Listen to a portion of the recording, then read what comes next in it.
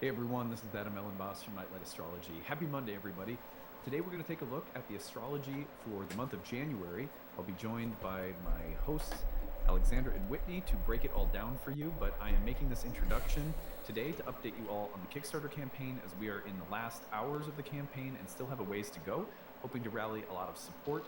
So I'm going to tell you about that, and then we'll get into the astrology of January. So, as always, remember to like and subscribe, share your comments and reflections, tell us what your biggest transits of the year might have been. We'd love to hear from you all here as we're getting ready to start a new year. You can find transcripts of any of these daily talks on the website, which is nightlightastrology.com.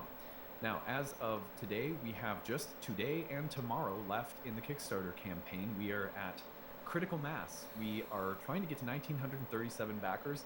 As of the time that I am recording this introduction, we are getting close to 1,300 backers, which means we still need over 600 today and tomorrow to come through. That's a lot. I know that we're standing, there's a ways to go. I really think we can get there, though. You'll find a link to donate and support the Kickstarter, and every single donation counts. $5, $10. The total number of backers is important to us, and we know that if we get to that number, we're going to be in the range that we need financially. And so we could really use your support.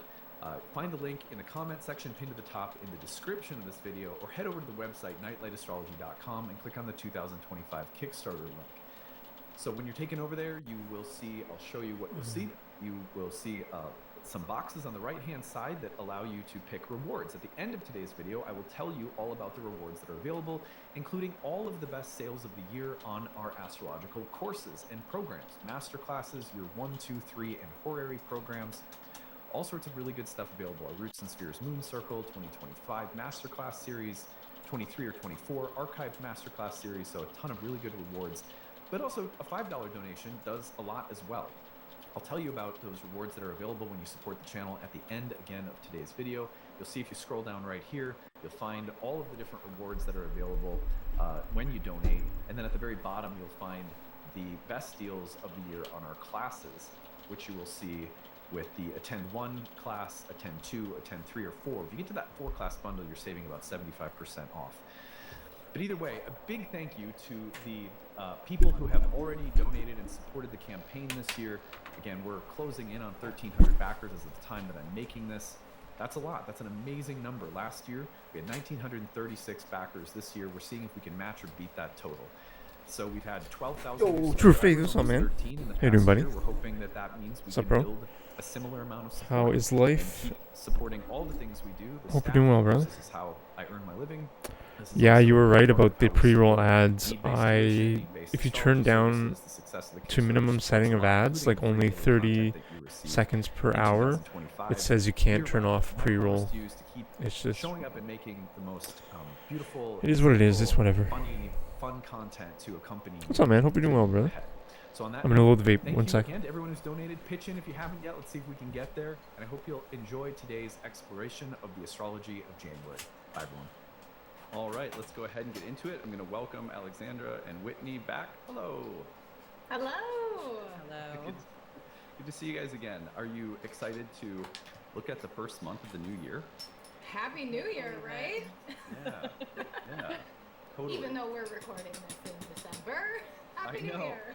It's fun to, like, one of the things that I love about the first month of the year is really that, you know, for a lot of us, the things that happen in the early part of the year sort of set the tone for the rest of the year. You can even look at that from the solstice onward, but I feel like, I don't know, I going all the way back to when I first started listening to astrology or taking astrology content in, January forecasts were always my favorite because it kind of felt like it encapsulates something about the birth of the new year, you know?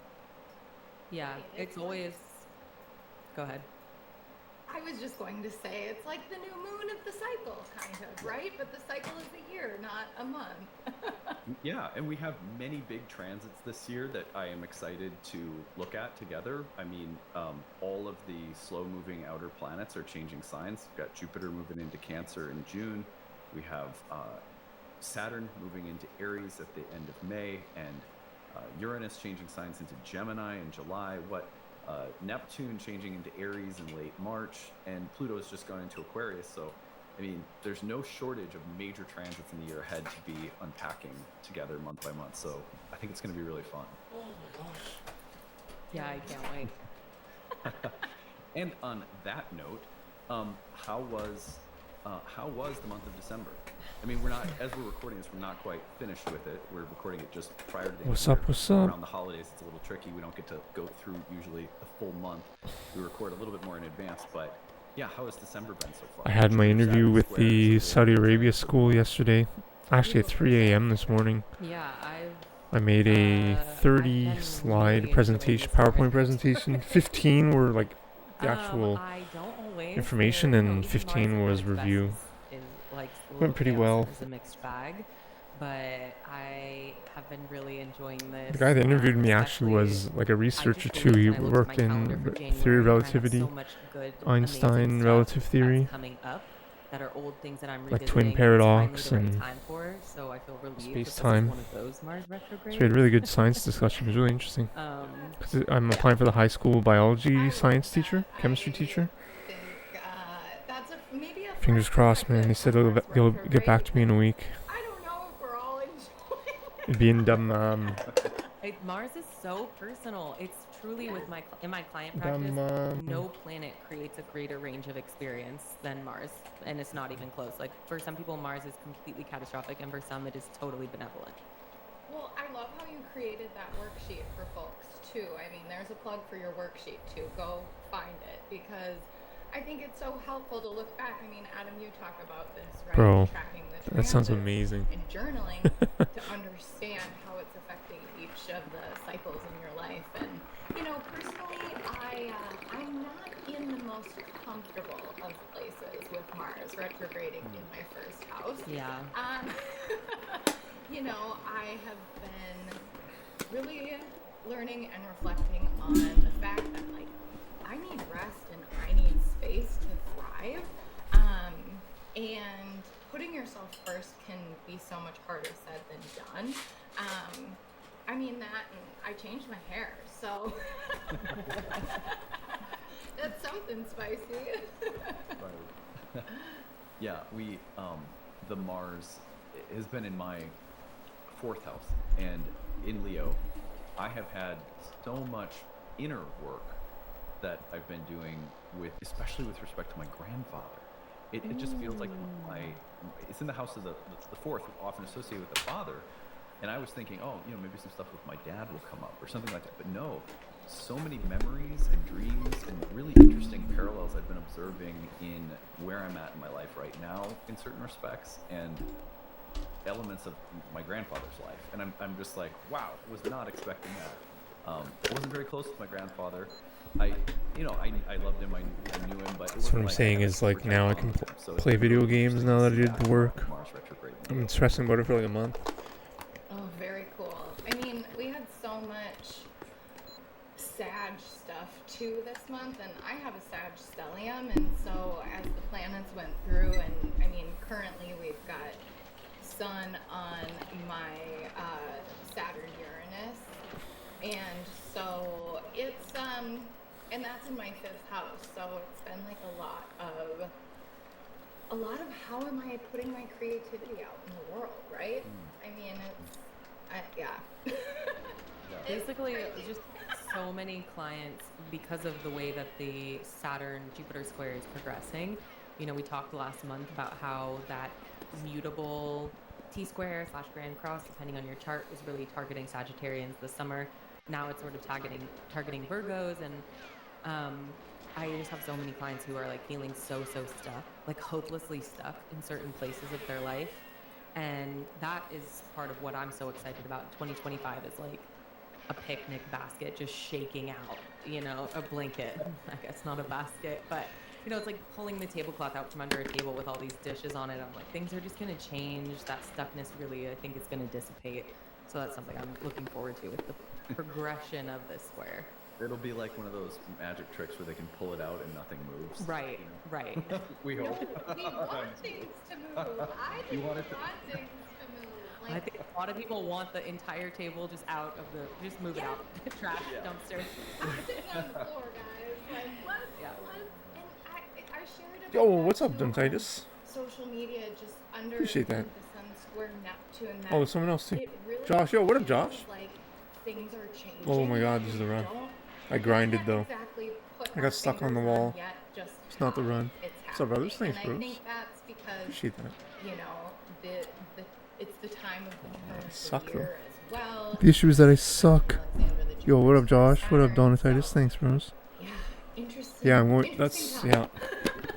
It's also We like, have in my fucking experience looking 50 back at 53s. Pretty Saturn, shite. hard aspects, their conjunctions. Aw, thanks, Sure, bro. Wow. It's just hard to grasp. Thanks, Sure. You think so? Sam was got a way better lock shot though. Sam's lock shot is top shelf. Because it's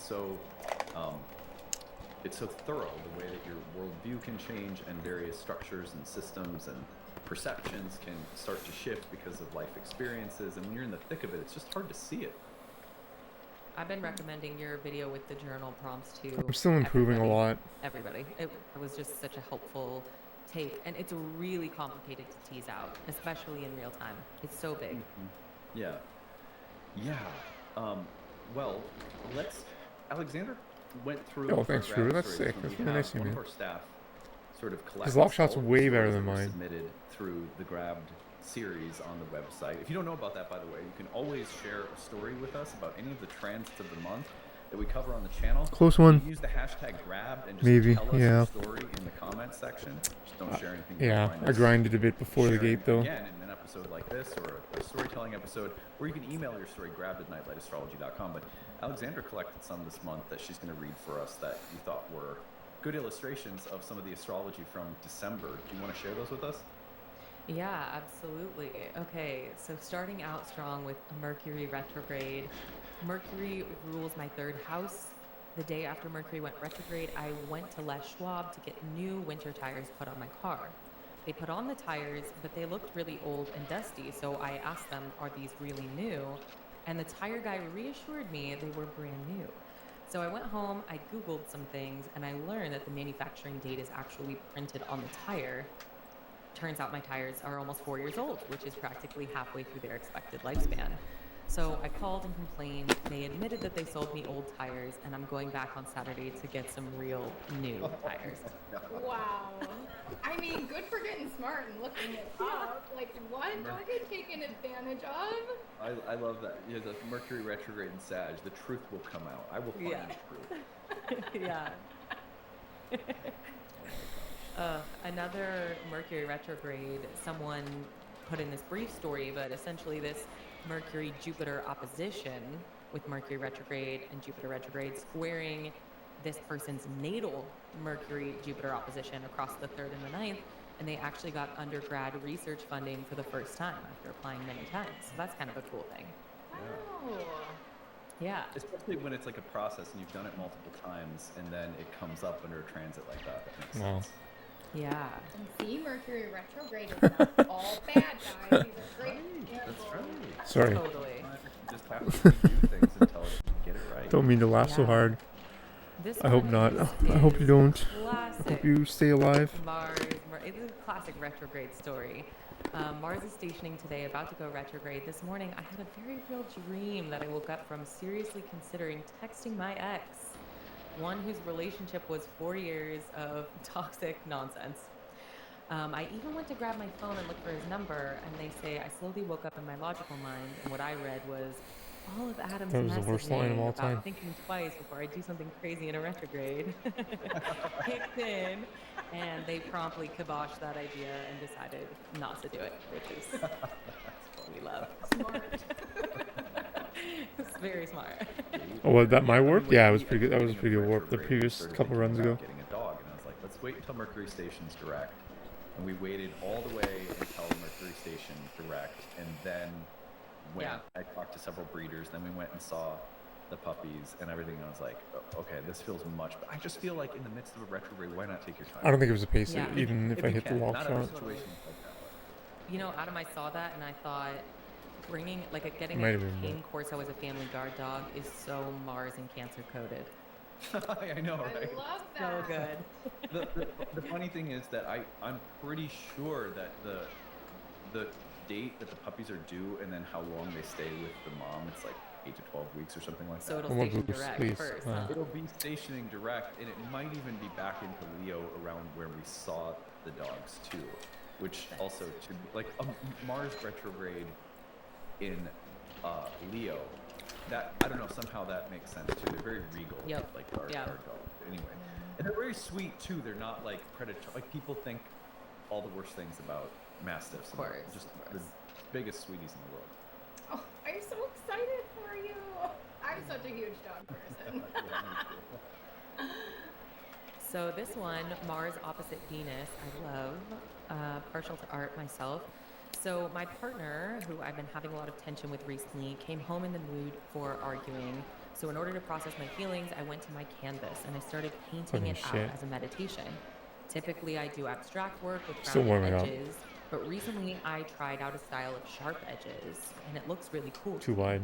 So last night, as Mars was opposite Venus, getting into its swing, I had the idea to combine my round and sharp styles into one painting. I really love it. And as I worked on smoothing out the edges here, straightening out edges there, coloring it in a happy palette of colors that went well with the whole, and placing a boundary edge of black around all of it, it felt like I was really working something out in my relationship and in my Mars-Venus at the same time. Nice. Love that. So cool. Yeah, that's kind of sweet, huh? Well, I just love the description too. You know, I think it's really hard to describe art, but that description plus your beautiful narration really painted it. Oh my gosh, that Venus-Mars opposition was nuts. Our back to this lock shot anyways. It was right over my midheaven and my IC, and I had a wave of very tried the YOLO lookup. Aggressive emails, and you know, like I it's funny because like the Angel, what's up, brother? 90% of the people who comment on this channel. What's up, guys? Appreciate you being here, really do. The world's biggest sweethearts. But under certain transits, the mean ones like come out of Don't the tell you this, Josh. Why would you see true faith? Angel Azizel. Shitty emails and comments and whatever. And I was like, there's a lot of stuff going on in the news when Mars turned retrograde too, and then Venus comes right in and was like all these emails. I don't know if it's really best to be an unarmed at this look down point. I'm an astrologer. I don't know. You can turn on the news and hear Used people's to it. opinions about those things. For sure, they'll have opinions about it, so just go there. Yeah. That was my Venus-Mars experience. It was right on my midheaven, though, so it made sense that it was like, you should say something publicly. And I was like, I'll say something publicly. No. You said it in the nicest way possible, Adam. I tried. You know, we were bound to get a little bit of tension. No way, dude. You'd get shot up, man. With Venus conjoining Pluto right before that, and then the Looking up. moon kind of bookending. Yeah. Sorry. You know what, I was relieved, though, that it's right there and not in, like, my Venus opposite Mars having, like, Pardon me? Josh or Ashley and I going to get Looking up? or something. Mars, Venus... You get sniped. For like a Venus-Pluto That game's pretty crazy, man. I've had them in the past where it's like there's some kind of, you know, there's like a Ready or not? where we have a different idea about something, and it's like a summit has to be held, or you know, and it's like, oh, let's not do one of those. But it wasn't. It was like everything. It was funny because the only thing that came up was Ashley was listening to a podcast that she shared with me. And of course, I had to remind her the transit because she didn't pay attention to them as much as I do. But it was a podcast about a woman who had gotten out of an abusive, toxic relationship to a cult leader. And it was a fascinating podcast. And it was like she was like listening to it and showing it to me as Mars was opposite Venus. And I was like, oh, look at Let's that. go. Wow. This is the run. Yeah, That's so interesting. Yeah, she was like, it was like you know, someone who had been in one of those like super deep South evangelical Christian communities or something. Mm-hmm. I think it was on one of the, maybe it was We Can Do Hard Things. I don't remember. It's one of her podcasts. So we ended up listening to it. Wow. It was really fascinating. Yeah, along those lines, I think the last grab that I have is Venus conjunct Pluto in Aquarius. This person says, hey, just wanted to share my Venus, Pluto, and Aquarius story. This transit is what's those statues on, man? Conjunct my natal Uranus. What's up, brother? Squaring in 9th house Venus. Thanks for being here. Just finished my pistol permit I guess so, my dude. I never A thought world of myself as someone record. who would own or use firearms, but I've been really feeling called to do Yo, it as a form of self-defense. Did anyone see This Samo's experience has me feeling best like a of fish of water, splits? unintended, It said and it's something. 51.88. But I'm also going through it with my partner. Anyone who see has way that? more experience here than I do. How crazy is I'm that? really glad to have someone to lean on for support while I learned how to handle this new Pluto-esque too. That's crazy. Which transit was I that? guess that makes Yeah, sense. Venus-Pluto conjunction in Aquarius. Oh my gosh, right? Like you can have a super maybe fast part before the gate or something. Yeah. It's that's I like like the technically too pun. fast for it to be pun. relevant. I don't know. It's that funny. It's natural. Yeah. Well, on that note, Chillin'. thank you everybody for sharing your stories with Took a us nap? and for making Nice, brother. every month really memorable with some of these stories. They really do help. So if you ever have one that you'd like to share with us and be featured on the show on one of our episodes, use the hashtag grabbed or email us grabbed@nightlightastrology.com. We use that word because one of the names for the planets were grahas in Indian astrology, which means grabber or to be grabbed or grasped or seized, as in the gods have a way of seizing us. And our work in astrology is to be conscious of those times when that happens so that we can laugh, learn, live, and reflect with the planets rather than being just kind of unconsciously puppeteered, which does happen when we're not like trying to stay conscious. And that's really what this is all about. Wow. So on that note, let's turn our attention to the astrology of January. We have a bunch of good transits to talk about this month, and we're going to start with, I'm going to put the real-time clock. It's getting better. And we're going to start here on January. Yeah, buddy. Samo Elite, Samo Sammy. The 2nd through the 6th, we have called Mars Samuel retrograde Scholten. stress Sorry to test. dox you, This is Sam. Alexandra's smacking title. I love it. Yeah, buddy. And it really It splits. It said the reason I'm calling 51.88. this is because The best of. in these first 6 days It's of pretty the month, insane. Mars will oppose Pluto in its retrograde. That happens on January 2nd. And then by the 6th, Mars will retrograde back into Cancer, the sign of its fall, where we experienced Mars earlier in the autumn if you're in the northern hemisphere, spring if you're in the southern hemisphere. We already experienced Mars direct through Cancer. Now it's retrograding back into Cancer. I wonder if It's gonna stay GoldenEye can quite round some up time. like in So Perfect this Dark. early part of the month, a big piece of this early part is all about Mars. Appreciate Another it. thing that happens during this little period of time we're going to mention during this portion of the show is Venus's entrance into Pisces, where she is exalted. That's going to help a little bit because having a really well dignified Venus I know, right? can bring maybe a Crazy. little bit of ease or flow into a time that is definitely very Marsy. So what do we want to say about these couple of transits? I'm going to let you guys lead off here. Maybe Well, starting with opposite Pluto. Yeah, I'm happy to lead us off. You know, Mars opposite Pluto to me, in this moment, you know, think about it. We just ended the month with the new moon in Capricorn. This was like a peak end, right, where we know the work that's in front of us. And to me, this asks, what are we ready to sacrifice? I mean, powerful New Year's resolutions are dripping all over this transit. Obviously, there's a lot of power behind Mars-Pluto. When we talk about Mars-Pluto, the first time around, a couple months ago, you know, we talked a lot about the savagery. Oh, come on, please. cathartic qualities, Please. the primal and ruthless nature, right? And there is still all of that, right? That's why it's a stress test. Oh, come on. But the difference How did I with this miss one that? is that across the Leo Aquarius Fucking hell, axis, man. That was it. we're looking That was a lot 36. more at the It's my first 36 dichotomy pause. of the self versus Still collective, 37? Wow. and you know, That wasn't it. society. Oh, should we society? I don't know if it does, though. Adam, do you care to comment on Oh, I this? understand what you're saying, bro. I understand what you're saying. Just kidding. You compete, right, at the hundredths of tenths. Comment because I need to know where did the whole society outrage come from? We had the first boost. Is that from your show or is it from does it reference something? Yeah, no, it was I did it on my show. We had the because first there's certain words that when you repeat opening them, boost. you know, 3 times a week when you're making And we had a horoscopes, back boost, eventually you but that start was like hating after yourself. loading it in the So- garden. I'm just kidding. But it's, you know, so I'm like, God, I just, you know, So it's like searching for another word, and then when I run back into it, it's kind of like society.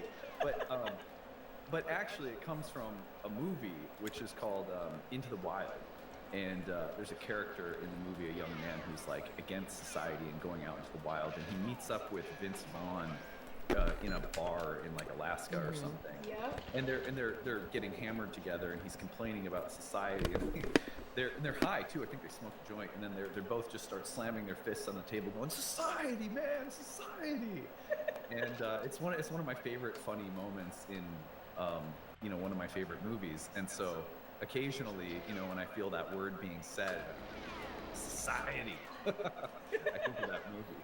And it's funny because a lot of people, when I started doing it, a lot of people thought it was funny and didn't know the background of that movie. And then a lot of people were like, "Oh, I love that movie." So now it's just become a legend on the channel. Oh my God, thank you for telling this story, because I was one of those people like, where does this come from? I love it. There you go.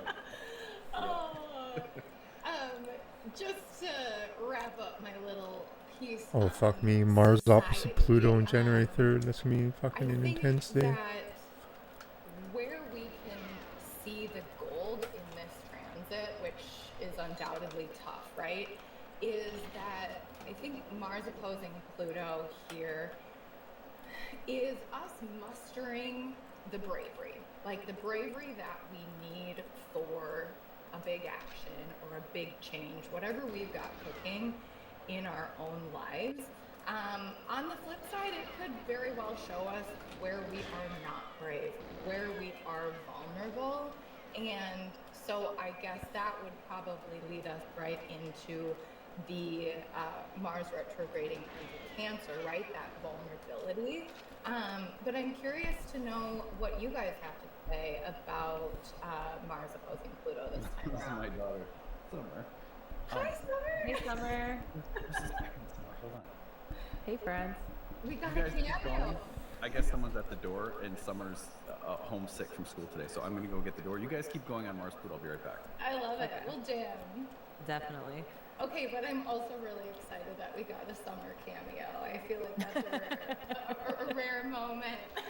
No, it's so sweet. I actually think there's something that's actually kind of really tied into some of my larger thoughts about Pluto and Aquarius and what it means to have a living generation undergoing a Pluto opposition, like the Pluto and Leo generation. I think the way that we think about what we want from people like Adam, public figures, and all other sorts of public figures, but has just been changing so dramatically, and we're seeing it play out in real time. Lots I could say about that. I don't feel like it, but this transit really has me thinking. I talked last time about like the ambition and the like Icarus quality of Mars and Leo, and the yearning and the fighting and the leadership and the ambition and the cost of that ambition. And so that myth of Icarus really comes up for me around this. But I think when you boil it down to its parts, for me, a lot of this Mars Pluto looks like it's really about the dynamic and the social cost of visibility, or kind of invisibility. Like, I'm thinking about statues of formerly esteemed people being torn down by those angry crowds. Like, that's kind of where I'm going with that. Or something that was coming up to me was this image of the crowd crush, which is such a misunderstood phenomenon, but it's essentially when the undulation and the movement of a crowd becomes such that I think people think about that as like trampoline, but what the effect is actually is that the choreography of that motion compresses individuals so tight that you struggle to breathe. You can't take up your own individual space anymore, and you don't have that space in the motion of the crowd. So, that's like a dark thing, and I do think in a mundane way this transit is a little mean. Natally, not so much, but I just think like there's some connotations about the cost of our ambitions and our individuality, and the ways in which we are praised for that, or also kind of like whack-a-mole bonked back down into the crowd for standing out. Yeah, that's a great way of putting it. Sorry about that. We had I guess there was someone, it was a delivery person here, and my daughter wisely don't answer the door if someone come So get smart. It. It's really smart of her. So she came and got me, and I had How am I sign for missing this something. shot? Hopefully What? it's a holiday gift. Yeah. Yeah. Fucking hell, man. And afterwards, it was cute. She goes, "I'm really sorry to have interrupted your recording, Daddy." I said, "It's okay. It's no big deal. Thank you for coming and getting me." It makes it more special. I know. Well, so one of the things that comes up for me is also the way in which, when I think about Mars in Leo, I think about what kinds of heroes and villains we lionize.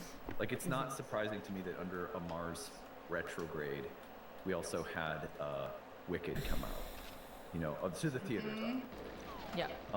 There's this way in which we look at anti-heroes and villains who might be heroes who might be villains, and there's some reversal of who and what we consider to be strong and powerful. And there's also this really, the revenge can sink its claws into our psyche. We can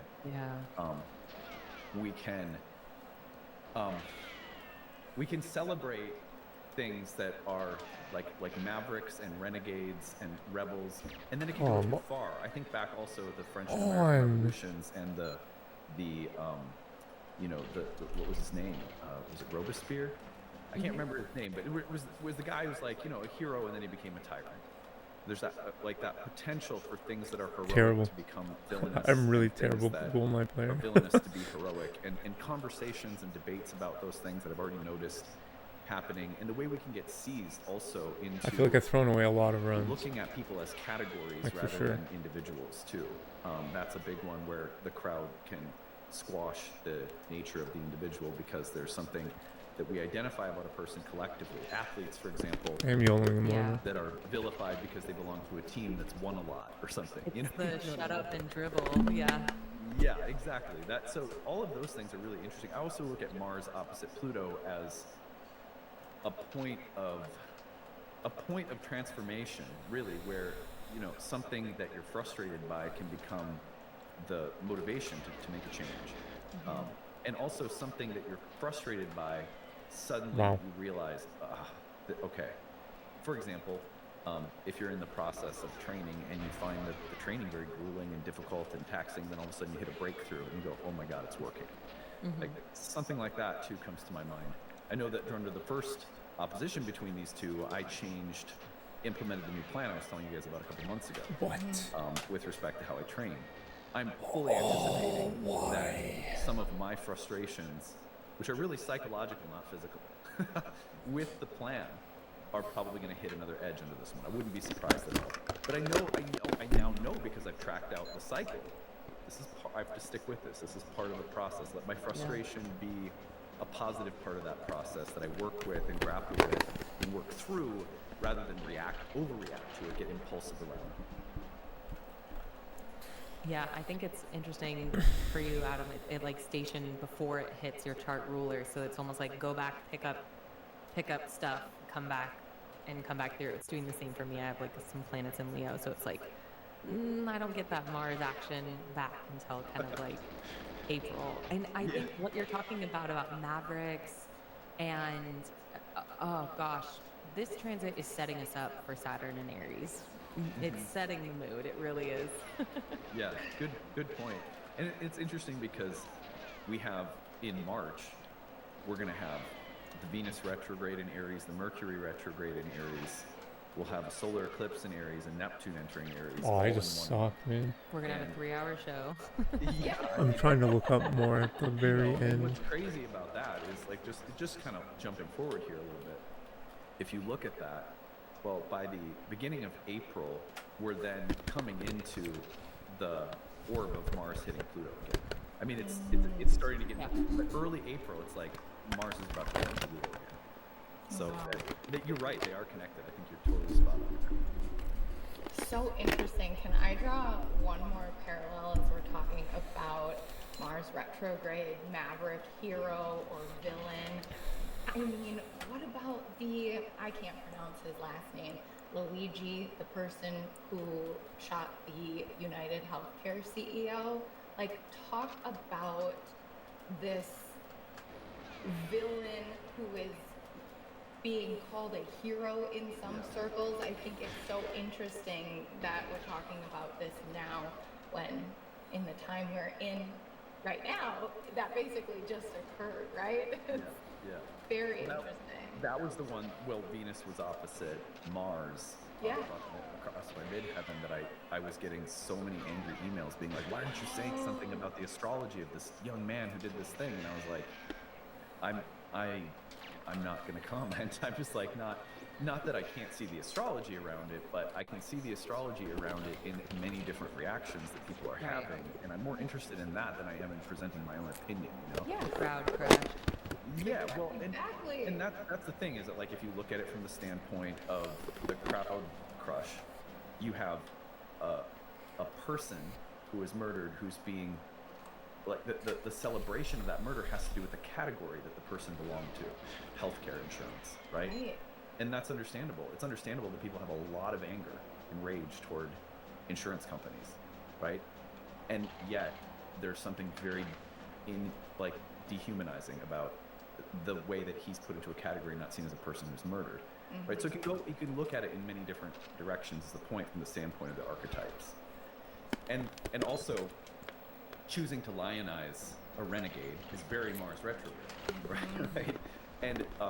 And also maybe being seduced by a revenge narrative and sympathizing with a villain who represents something of our own anger toward institutions that we feel have suppressed and harmed.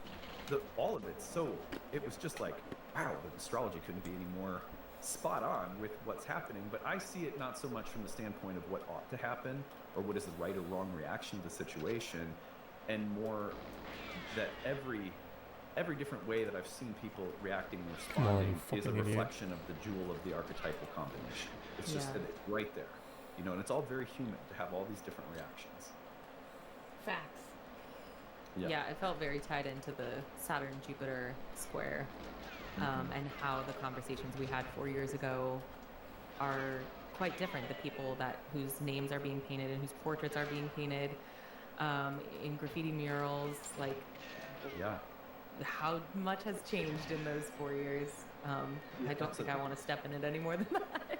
No, I mean, it's a great point. And again, like, what I think that for me as an astrologer who's really here to facilitate a meaningful connection to a sacred cosmos is not so much to tell people how to think, or what is the moral or immoral way to think, or what is the pure or impure way to think or feel or respond. It's more to say, notice the archetypal, notice that we're so easily just right in the midst of an archetype, and we think sometimes that we're not. You know what I mean? And it's just that recognition that can really give us more reflective space and allow us flexibility and compassion for people whose views or experiences of such events may be different from our own. And that's really what I'm mostly interested in. This kind of like dovetails nicely, just to touch on Mars when it goes into Cancer, which we haven't kind of said explicitly, but once Mars moves into Cancer, we're really going to have to start tracking the moon. And if you are interested in tracking astrology daily, but you can't figure out a good time to do it, I feel like this is the perfect time to do it. It's like 6-ish weeks from January 6th to February 23rd. Everything Mars does will be kind of governed by the moon and reflected by the moon. Adam, you talk about the moon as a weaver. Amazing analogy. And we see that a few times later in the month. But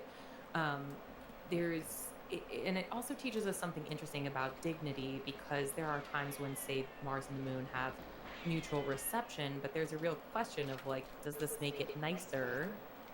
Question mark, because the core of dignity is that it actually just empowers each planet to sort of, like, accomplish their agenda more seamlessly. Does that make it nicer, or does that make it more difficult? It's going to be a mixed bag natally, I think, for people. And I do think there's an optimism to it, though, that I'm seeing. I couldn't see it when we talked about it first, when Mars was first in Cancer, but for a lot of clients and people I've talked to, there's this, like, emergent sense of ferocity and desperation and excavation, like fingers in the dirt, digging, trying for, like, just to find the thing that they are wanting. For some clients, it's to feel alive this way, or to feel invigorated this way, or a sense of self or empowerment, but there's, like, a real feral quality to this Mars retrograde that I think it actually is quite optimistic after all. Wait, you want to say anything? Well, I just love when Alexander talks about optimism.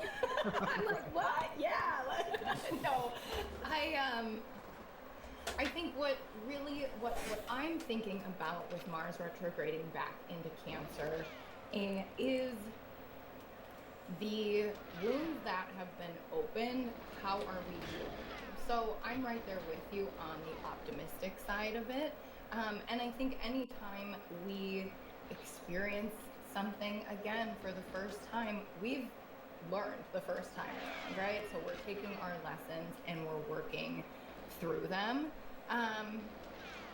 It's not to say it might not be uncomfortable, right? I think when Mars dials back the heat and we turn up the emotion and the sensitivity, it's bound to get a little bit uncomfortable, right? But so is all of our work. Yeah, that's a good point. I know that one of the things that I suspect will come back will be a strong connection to things that are familial and ancestral, domestic, that sensitive, sweet home space of Cancer. I saw a concentration of clients and students, obviously, in our Roots and Spheres monthly moon circle, which, shameless plug, by the way, if you want to track the moon cycles, come join us for the moon circle. Starts in January 2nd. You can get that through the Kickstarter as well. A number of women dealing with issues with their menstrual cycles, or just that kind of Cancerian space. Had a few clients that were in the process of mastectomy or sorry guys, I have not pre-watched these videos. I don't know what the fuck they're gonna say. Transitioning, right? So just that just kind of delicate space, right? Where rhythms in the body, which are so lunar. I mean, one of the reasons that the moon is connected to the body in ancient astrology is because the body is seen as a kind of ecological system that moves in rhythms and patterns and cycles, and the moon was the planet most closely related to the ebbs and flows of fortune and life, in biological and body life. And we think of the sign of Cancer. It's called the gateway of mankind, and the sign through which the sun starts to descend in its yearly path down toward the southern horizon, and that was seen as a descent of spirit coming down into matter. And so the embodiment of spirit in the material world was considered lunar, which is why the moon ruled over the realm of the material. And matter and mater and mother all share the same roots etymologically.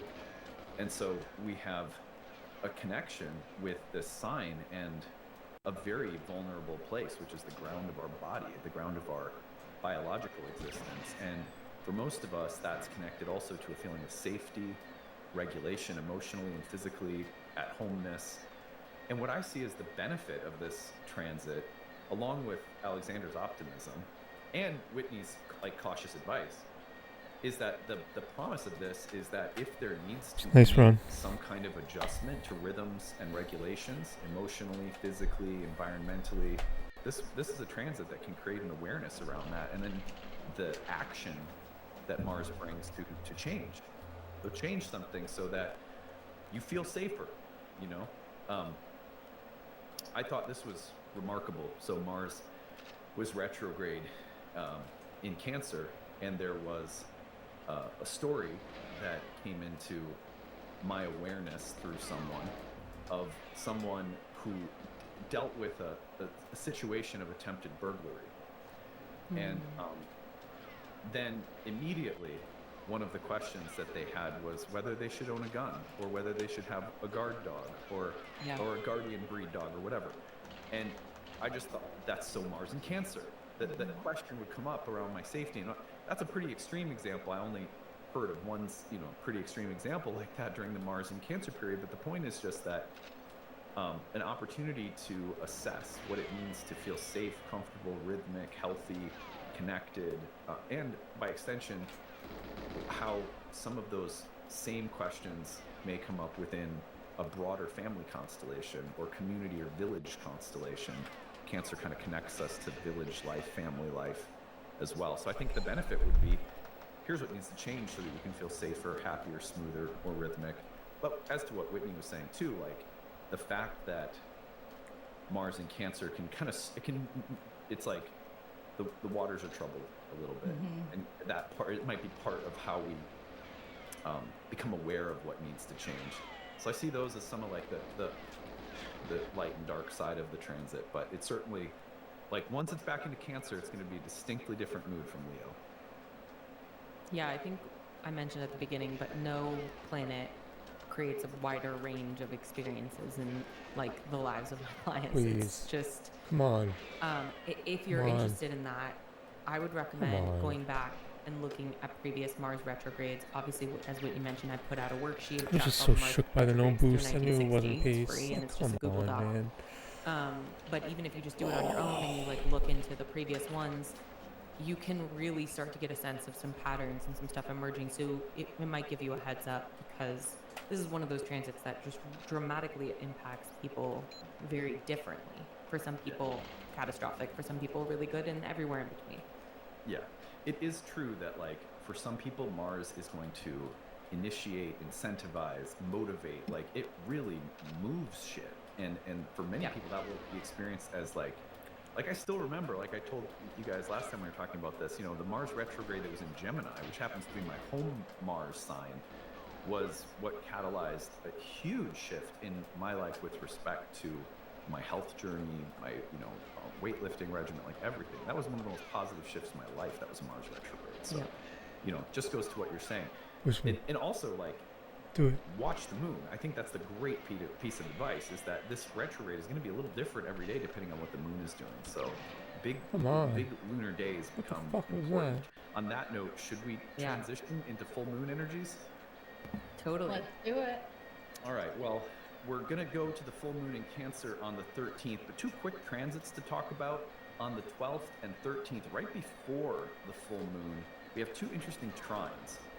The first is going to be Mars trining Neptune. Now, we had this before, right? Earlier, I think it was, what was it, September, October? But this transit connecting Mars and Neptune can be, in my experience, sort of heroic, and it can be emotionally charismatic. It's, you know, a trine is generally very supportive. A Mars retrograde trining Neptune could be the motivation to revisit something or to look at something that you've been avoiding, and the emotional wherewithal to say, you know what, I can do this. I can look at this. I can explore something or go into something that's been overwhelming for me in the past, and maybe find some way of dealing with it. It might also be just an outpouring or flowing of emotional energy that's healing and somehow supportive and motivating. Those are some of the positive things that I think about with this one. You guys want to add a few more onto this transit? 100%. I'm getting sacrifice with this one. It feels to me like a sacrifice for spirit. And what came up when I thought about what happens when Neptune trines Mars was actually Joan of Arc's vision from God. Job simulator for me. That was an act to you're save working her right now? own country, and I see that kind of coming up again later in the month, but I'll hold the drama. You used to work nights, right? To add that beyond the But I think that changed. Like, slicing through the fog or burning off the fog, right? I think there's even something more profound here, and we talk about spirit when we talk about Neptune, right? And I've experienced that myself under Neptune transits, really poignant. Oh wow, crazy, man. And I think we have potential here with this helpful trine, like you mentioned. Okay, I'll do that right now. In Pisces and Cancer after this run, signs, right? So that's what I have to add. Alexander, what are you thinking? Thanks, brother. Yeah, I'm similarly sort of feeling optimistic about join my Discord, bro. The moon is trining Venus well on this day. Everyone join my Discord Mars's for AI titties. Like cutting through and for AI titties and vag. One of Neptune's functionalities. Yo, what's up, EOIUA? Maybe a how are ya? emerging Welcome. sense of Legend. optimism and clarity You that's legend. buffeted by that Moon Venus aspect, Venus Saturn, which kind of perfects later, Welcome. applying too. So it's kind of like the the fog and the water and Where like I didn't see. It's reminding me of like I scenes don't in a on video Instagram. game You're or a talking about, movie bro? where you're like scuba diving and it's like all obscured, and then all of a sudden you're like, oh, there it is. That's the thing I need, and you kind of can head that way. Okay, I see you. It's not a shark. It's a treasure chest. Requested. Let's hope so. The Well, other all one right. I got It's like that.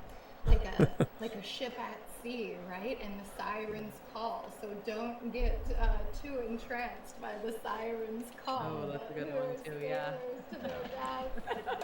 Yeah. Well, You legend. feel like EOIUA. charisma and a kind of big All vowels. emotional energy around the full moon because of that Mars trine Neptune. The full moon comes through on the 13th, on the same day that the sun is trine to Uranus. So we get Mars trine Neptune on the 12th. We're trying to be a Sun trine legend. Uranus on the 13th. We're going for full moon 52. in Cancer on the 13th, also sextiling Uranus, and basically in applying conjunction with that Mars Neptune dynamic, which is still just separated.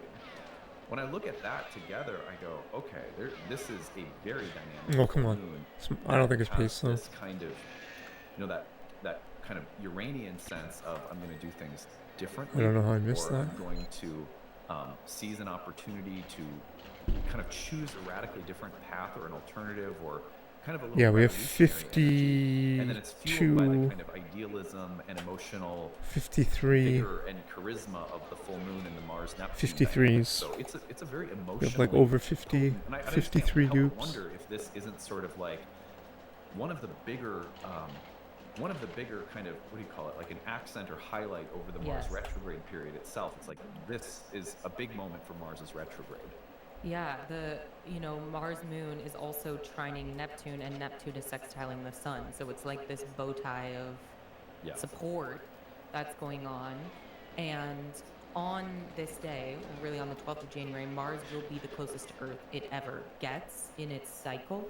It will be just about half the distance it normally is, which is so close. So first of all, definitely go outside.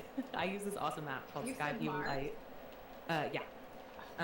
It's called Skyview Light. It's free. You just go outside and it does it augmented reality, so you can see what stars you're looking at. It's amazing. Highly recommend. This is one of those opportunities, I think, where the moon is like being the weaver. The luminaries are sort of like at odds with Mars, but they're both in these supportive aspects. And Whitney was talking about this protective quality of water. That's totally what I was thinking of, this being a huge moment in the retrograde, maybe even like the energetic peak, because that's how we normally think of a full moon. Some people do. But this was reminding me of in the Legend of Sleepy Hollow, when Ichabod Crane is like, in his mind, he's like, if I can just go across that bridge, go across the stream, the headless horseman can't cross the running water. And that's sort of like an adage about spirits, like they can't cross running water. And so I was thinking about that protective nature of water, or like water that's a moat. Like we talk about Lord of the Rings a lot on this program. So, thinking about the Battle of Helm's Deep, which in the book, like there was a moat and a dike. And so it's like they were treated back within the safety of those water features that were going to give them safety. And so I was really feeling about that safety feeling of water, or the questions anyway, not always safety, but maybe questioning and feeling unsafe and trying to find and locate your protection. Yeah, love that. It feels like a pretty auspicious time. Like there's a lot of poignancy, and whenever there's poignancy, I don't think of everything being totally easy. Mars retrograde, a full moon is a very big, energetic, kind of vigorous moment, and Mars retrograde is in the mix of it. But I do feel like it's an effective moment. It's supported, and then a little extra testimony to that effect. You look at the next day, January 14th, and the benefics are coming together in square. Whenever the benefics are together in squares or oppositions, it's not nearly as challenging as just about any other type of app. Right? Any time the benefics connect, there's usually some good vibes. So I like that Venus and Jupiter are connecting right after the full moon. That feels good. That feels like some things are conspiring on both practical levels and sort of broader cosmic levels to affirm and confirm support. So I love that transit. And then this goes to what we were just saying as well, which is it's still a very dynamic time, because then we have on the 15th, right after the full moon, of course, then we have the sun opposite Mars. Let me just push this forward one day. Here we go. So January 15th, it's right around here. So this is the 15th. It's on the 15th. We're just a few hours short, but there it is. The sun opposing Mars. One of the ways that I think about the opposition, which is always happening right during the middle of Mars's retrograde, is that this is an opportunity for clear differentiations to be made. And also, when there are clear differentiations, sometimes that can mean separation of things that have been joined, but maybe we understand that they need to be separated or differentiated somehow. But then the other thing that's there is sometimes things that we have been separated, or that we've been polarized by, when you can see them really clearly, sometimes there's a unique opportunity for synthesis. I find that's the case in almost all oppositions, that oppositions can clearly distinguish and differentiate, which sometimes we need. Like, if I'm overly identified with something in my life, like my job, it helps to get some space so that I go, I am not my job, I have a job, And similarly, oppositions like this can create a clear sense of what is mine, what is not mine, what is me, what isn't me, or what my values are and what they aren't, and that may create some divisions or separations, and things can get amplified around that. But then, on the other hand, wherever a clear understanding of oppositions exists, sometimes there will also exist an opportunity for synthesis, mediation, resolution, because opposites have a secret way in which they can lead to union or conjunction. The two are a part of each other. So I think this is a really important moment within the overall arc of the Mars retrograde story. I love that it's coming around all these full moon energies that feature trines, that feature connections between the benefics. It feels like things are conspiring for a healthy moment of clear distinction, differentiation, and that even if it's difficult, will be the right thing somehow. But those are just some of my impressions. What do you guys think? Yeah, I absolutely agree with everything you both have said throughout this entire little full moon portion. These several transits are absolutely all weaved together, and I think we're going to feel them kind of in that jumble, right? And it's just as you said, this moment feels like a helpful reorientation, and reflection as well of how far we've come. And with that, we have this emotional grounding that supports our work. And, if we take it back to Joan of Arc and this vision from Spirit, right? This is where that vision integrates into our goal, specifically with the sun opposing Mars. And so I appreciate, Adam, that you talk about the constructiveness that can come even from a hard aspect like an opposition. And I think that's echoed with the Venus square to Jupiter too. Yes, it's a square, it's a hard aspect, but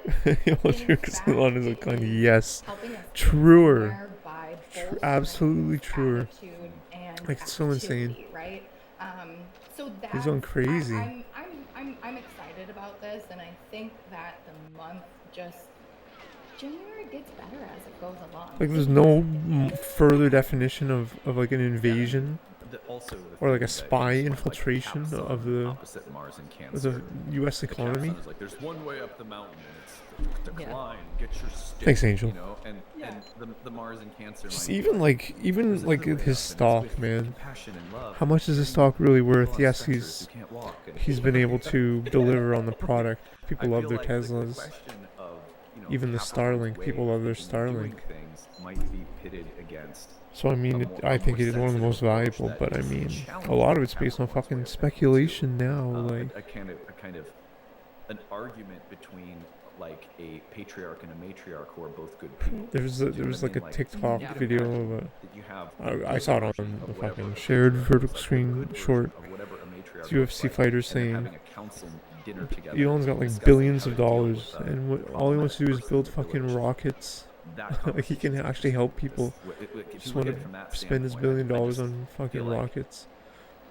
this could lead to a Like, that's, like, compromise so well of how said. the masculine and feminine qualities, which I really see, both signs are feminine, but Sun and Mars together have a kind of masculine quality. So I Elon feel doesn't like care about we could look at collateral damage. That's the issue. conversation as one that has to do with It's not about like young of race. a situation, It's not and how to about bring those whatever. It's about needs and like dimensions of action. he doesn't care about stepping on the small Gosh, I was person, just taking a cut, watching the PayPal, movie Moana last night with my to son, get which I had rich, never seen cheap before. labor. And it's about a young girl. I know.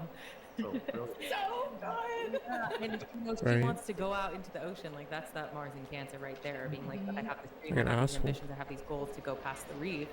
And her dad's like, no, you're going to be the leader of this tribe someday, and you need to put your rock on top of the mountain. And somehow she just ends up It's continually crazy. finding herself wanting to go out. I into can't ocean. believe the So tweets that's he's spot on. been releasing. well, and if you, the second one was pretty good. I like the first one better, but we did go and see that as a family after Thanksgiving, and the adventure continues. He's like not even a And, like, traitor. I He's just- a fucking foreigner. You know, Not there's nothing wrong being a foreigner. like I have But don't fucking say you can't hire Americans. With what feels to me at times like State really talk. cliched storytelling, like how many times you're gonna have character in a Disney Yeah. movie start off I don't know, with their parents man. dead or something. I think it would go to like actual So many war things like before that would but I will happen, say Sour there are Stash. some Disney movies that have been really well done. But I mean, I don't know how Storytelling really well. compromised Moana's definitely.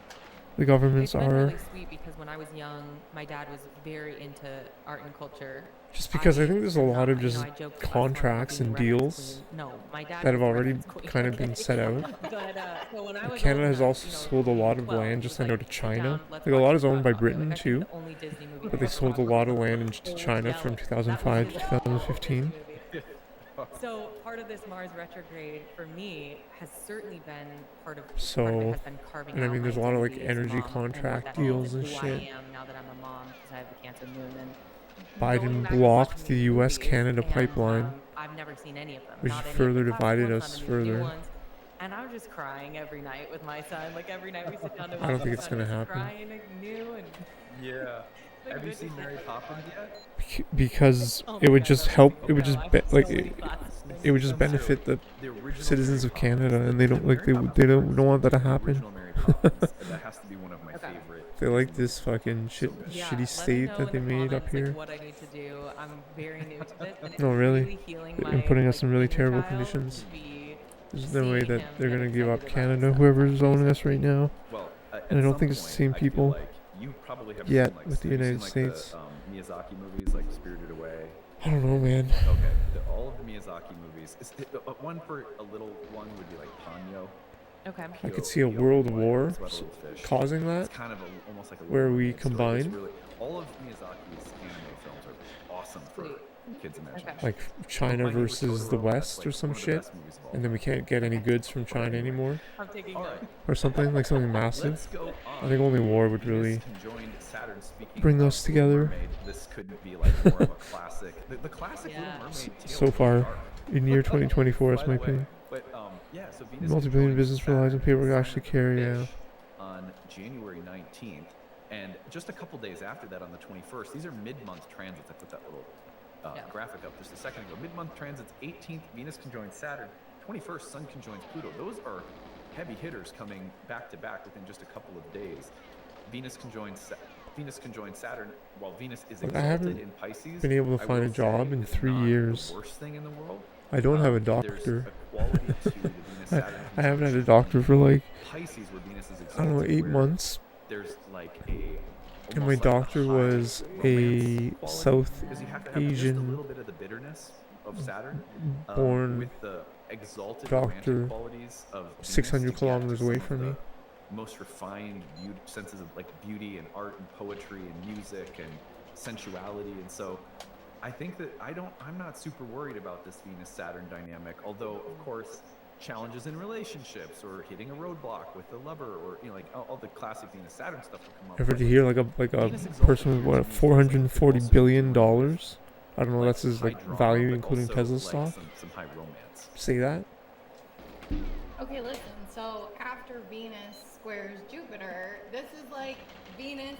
She's getting to work, right? And so again, the period of integration, right?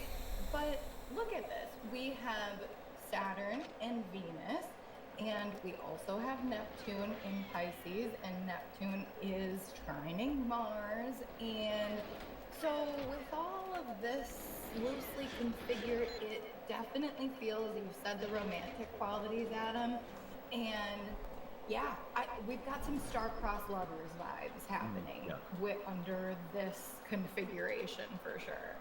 Mm-hmm. Yeah, it was the I believe it was the original, not the original, the Baz Luhrmann version of Romeo and Juliet that was being filmed. It was being, I think it was either being made or it came out when Saturn was in Pisces. They were in production, or it actually came out when Saturn was in. I can't remember which. But anyway, I thought that was really fascinating. Yeah, Avatar did too, and maybe Titanic. Like AI, man. Maybe I'm off on those things, but no, maybe I'm not.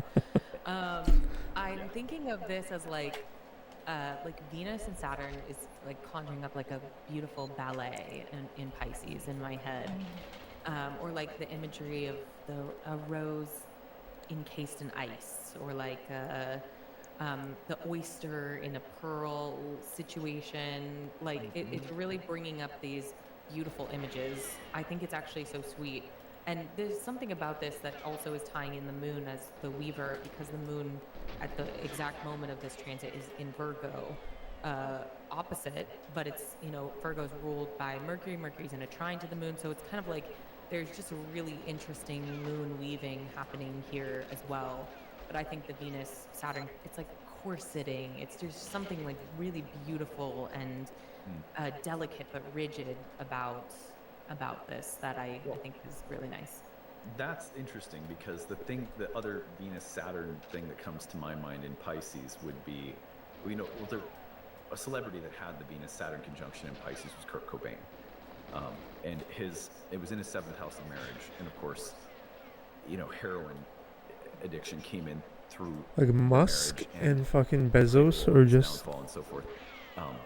Then I think the worst people. That, and I think of a movie like Black Swan. Did you ever see that movie? Oh yeah. They're just so terrible. Ballet, right? And it's like where that level of perfection and idealism around grace, beauty, art had like this maniacal side where there's eating disorders, and there's, and that movie was so, that was a hard one. Like, I'm not like saying that'll be as dark as that, but the potential, as you mentioned, the moon in Virgo, the moon will, these two planets are separating, moon goes into Libra, where Saturn is exalted and Venus rules. So yeah, I feel like the classical form of music comes it's to crazy, mind, man. It makes me wonder if he's like from the like apartheid generation of South Africa, honestly. Like even Beauty and the Beast, You know what I mean? Can be very Venus Saturn. Just that blind apartheid education. Like the claws, even the thorns on a rose. And I believe in Beauty right, and the Beast, like there was a rose that was like falling apart, and she had to. Do you remember that? Yeah. Yep, encased in glass, like your eyes. Glass thing. Yeah. So I think interesting. Something to know, and I did just look it up. Because he definitely grew up through neither apartheid. Titanic nor Avatar was released with Saturn and Pisces. Just ignore me. But Checking yourself. yeah, no, always.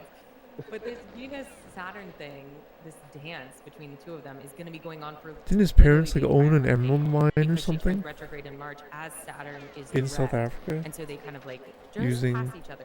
like Venus gets to 24 low Pisces, wages. and Saturn at that point is at 25 Pisces. So they are dancing with one another in a really beautiful way, all the way through until May, basically, when Saturn and Venus kind of both head out. So if we track this forward, just to show you what Alexander's talking about. Thank you. They spent what, $44 billion on fucking Twitter? April comes into the end of March, comes back into Pisces, conjoins Saturn, stations turns retrograde in basically a conjunction with Saturn, goes forward across Saturn again. Unless he's like a and fucking then both CIA, Aries. So, you know, and he's trying to Yeah, become that's like a really clown yeah, villain and it's a dance that starts right after now. It's a infiltrating. ballet. I think it's a I beautiful don't know. dance. It's really beautiful to me. I think that those two are doing something I just know he something wasn't for sweet free together, but speech then, when you know, you gets weird can't 'cause see they're anything on both Twitter not without happy a in friggin' Aries, but account. for now, it's really sweet. You can see just, I Well, one of think, the things that I also some think public about posts, is, but you can't see the fact the that discussion during or this replies time, or we're also videos or getting, let me images. just, let me get my everything back up on the screen here. Okay, so one thing that's also taking place right after they conjoin, like, you know, here we go. I have it as the mean nodes by the end of January change signs into Virgo and Pisces. We now have a long period of time in which Venus is going to do her dance with the North Node in Pisces. And Yeah. in March, one of the things that's really interesting that happens is we get this eclipse that comes through in Virgo. So the eclipse, while Venus is retrograde heading back to Pisces on March 13th, just a couple weeks before all that happens, we also have an eclipse in the polar opposite sign of Virgo. One of the things that I would connect to this is that Venus represented daughters and young women within the context of the family. You could identify as Venus in a chart if it was necessary, a horary chart or something like that. It was so Venus could represent a slow. sister Like, why was or it so a slow? particular female friend or something like that. And I'm not saying it's limited at all to daughters or young women, but Virgo is quite literally the image of a young woman as a constellation. A young girl, sometimes with a bird on her shoulder or with angel wings in some of the constellational art.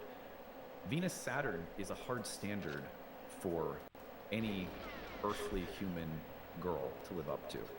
And I would also wonder about one of the things that I've noticed about the polarity between Venus and Virgo will be about approximating heavenly or divine forms of Aphrodite while also living with earthly reality. I have a body, I'm limited, I'm mortal, I have I have beauty marks. Do you know what I mean? Like I'm an imperfect person that has to live with flaws, and that can be excruciating. And one of the tensions that we often explore when Venus is in Virgo will be the challenge to carry that sense of imperfection, and to live with it as a beautiful thing, not a bad thing. So I wonder about some of those tensions coming across with Venus-Saturn too, given that the nodes are shifting and we've got this past karma trying to resolve itself in the sign of Virgo at the same time. Wow, Adam, I'm like having a physical reaction to what you just said about the perfection and the related to the full moon eclipse in Virgo. It just so happens that may have been a personal reading because that eclipse takes place on my moon.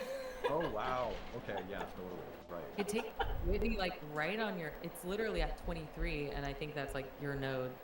Yeah, right there. yeah.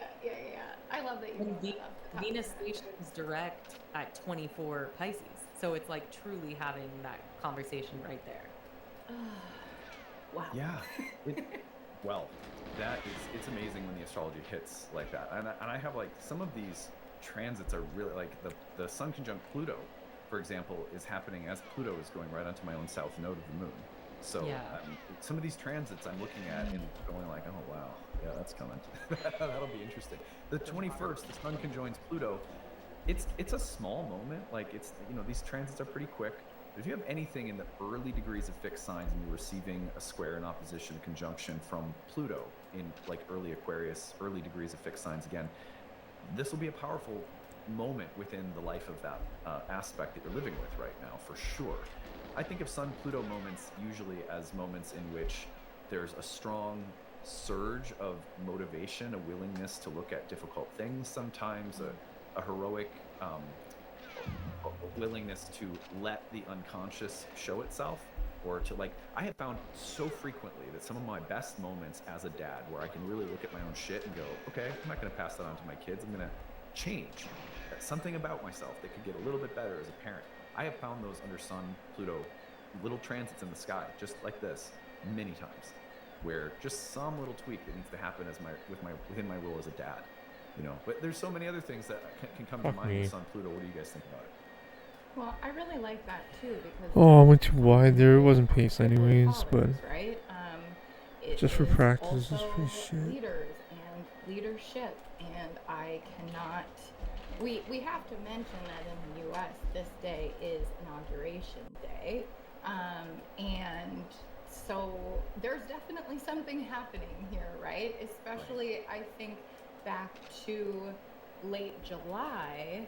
Um, right before the sun opposed Pluto, we had that Capricorn full moon, and that's when Biden stepped down. And so there's definitely some cyclical connection happening here for sure. And you know, I don't know if we want to go into that whole debate here and now, but I wanted to point out that yes, while it is a quick transit, it feels really, really powerful from a power and leadership perspective. Yeah, it tracks as a transition of power, right? And you can Yeah. Sun Like, Pluto. new regime, death Yeah. and rebirth of a power structure. Could we not get more literal? Yeah, for sure. Yeah, I think Adam, to your point, natally, like if you have planets in, if you have stuff going on in Aquarius or in the fixed signs, like this moment is really going to tell you a lot about the quest, Pluto's quest for you, over the next number of years, 19 of them, or 18 by 2025. But I think this kind of, for me, connects back to the way you were talking about the Mars Sun opposition. And that for me also felt like a unity in the, even though it's an opposition, it's like a point of contact. And I just have this whole elaborate like metaphor that I will save everybody this tortured thing, but of them as like co-conspirators, right? Because all this stuff's moving into Aries, which is a place that is both solar and martial next year. And like this is a moment where they're like looking at each other from across the room, like, you good? Like, are we doing the plan in that opposition? And they're like, yep, they wink, they give each other the secret signal, and the sun's like, okay, I'm going dark again. I gotta go, finish the plan and whatever we're gonna accomplish. It's a deeply personal thing for every person, but this really feels like, okay, I'm going in. I'm gonna go do it. Yeah. Let's move into our late month transits next. The late month transits that we have are between the 23rd and the 26th, the little bit of new moon energy at the very end of the month. On the 23rd, Mercury will oppose Mars. This is one of a couple of transits that happen right in a row. Venus will then trine Mars on the 25th, and then there's a curious little sextile between Venus and Uranus that Alexander's going to talk with us about for sure. Let's start with Mercury opposite Mars on the 23rd. I think that in echoing the full moon energy, where the sun got into the opposition with Mars 2 days after the full moon on the 15th of January, now we see Mercury and Mars exchanging across the same axis, and it's almost as though we're revisiting a conversation that was taking place around the full moon. Maybe that Capricorn and Cancer patriarch matriarch meeting in the about what to do with the the problematic thing or person or whatever it is happening again. But also I would look at this as different modes or methods of communication and of action that are having some kind of there's either a confrontation or a butting of heads or a real difference in how people are thinking or communicating, and that might be something that's a little frustrating to deal with, or it could be that you're tempted to think that there's only one way of doing something, or that only one emotional response is the valid response. So I would just be careful about like extremes around this in thinking and emotions and communication, and then again remembering that there's maybe an opportunity in every opposition for some melding of perspectives or some recognition of the other that is initially hard to do, but if you're able to do it might bring something more constructive about. I totally agree. I mean, the only thing I really have to say here is a small PSA. Just, be conscious of what you say and what you're putting out there in the world on this day. make sure that it is true to you and, aligned with yourself, because I think there is, like you mentioned, Adam, a real chance for anger, outrage, sharp reactions, and you don't want to deal with those unless, you really believe in what you're talking about. Yeah, yeah. But sometimes we think, well, I'll do them a favor and give them the truth. Yeah. Yeah. And be careful of that around this transit. Yeah. Totally. We also have, the moon as we were here, trining Mars from Scorpio, sextiling Mercury. So I think that's important. And something that just jumps out is that both Venus and Mars, again, are coming back exactly to these places in just a little bit, right? Venus is going to retrograde, Mars is going to go direct. And so for me, seeing that symphony, like we're talking about it, this whole episode, we're like, well, this is going to kind of play out. This is a story that plays out. These are those moments for me as an astrologer and someone who's deeply spiritual, tracking astrology. Like, I'm like, these are those like little stories that you see emerge that feel like fate. It just feels like there's something going on. We're a part of it. You can see the machinations. You can see things moving on, playing out, coming back. And there's too many layers. Adam, I love your phrasing of like the beautiful mandala of the signs and the planets and the things that are going on. It's like they're touching in too many points. It's like a really beautiful machine. And I love seeing these moments where you for a minute you see the machine at work and you're like, whoa, and then you go back into the mystery of being alive and in this place, which I think is so lunar, as you mentioned. But basically, like, Venus is sextiling Uranus here. That sextile plays out the entire month of April as well, because Venus comes back in. So she's dancing with Uranus, she's dancing with Saturn, she's dancing with Mars.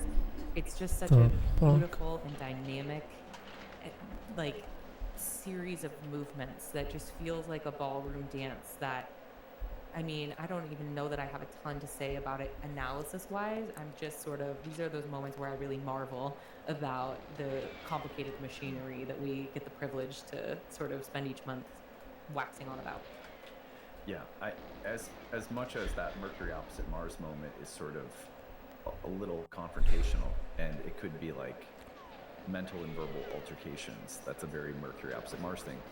Another thing that we can say about Mercury opposite Mars that was said in some of the ancient astrological delineations and texts was that the two put together are very scientific, very analytical, very executive in their thinking, or mathematical. The skill needed to do surgery is Mercury Mars, or to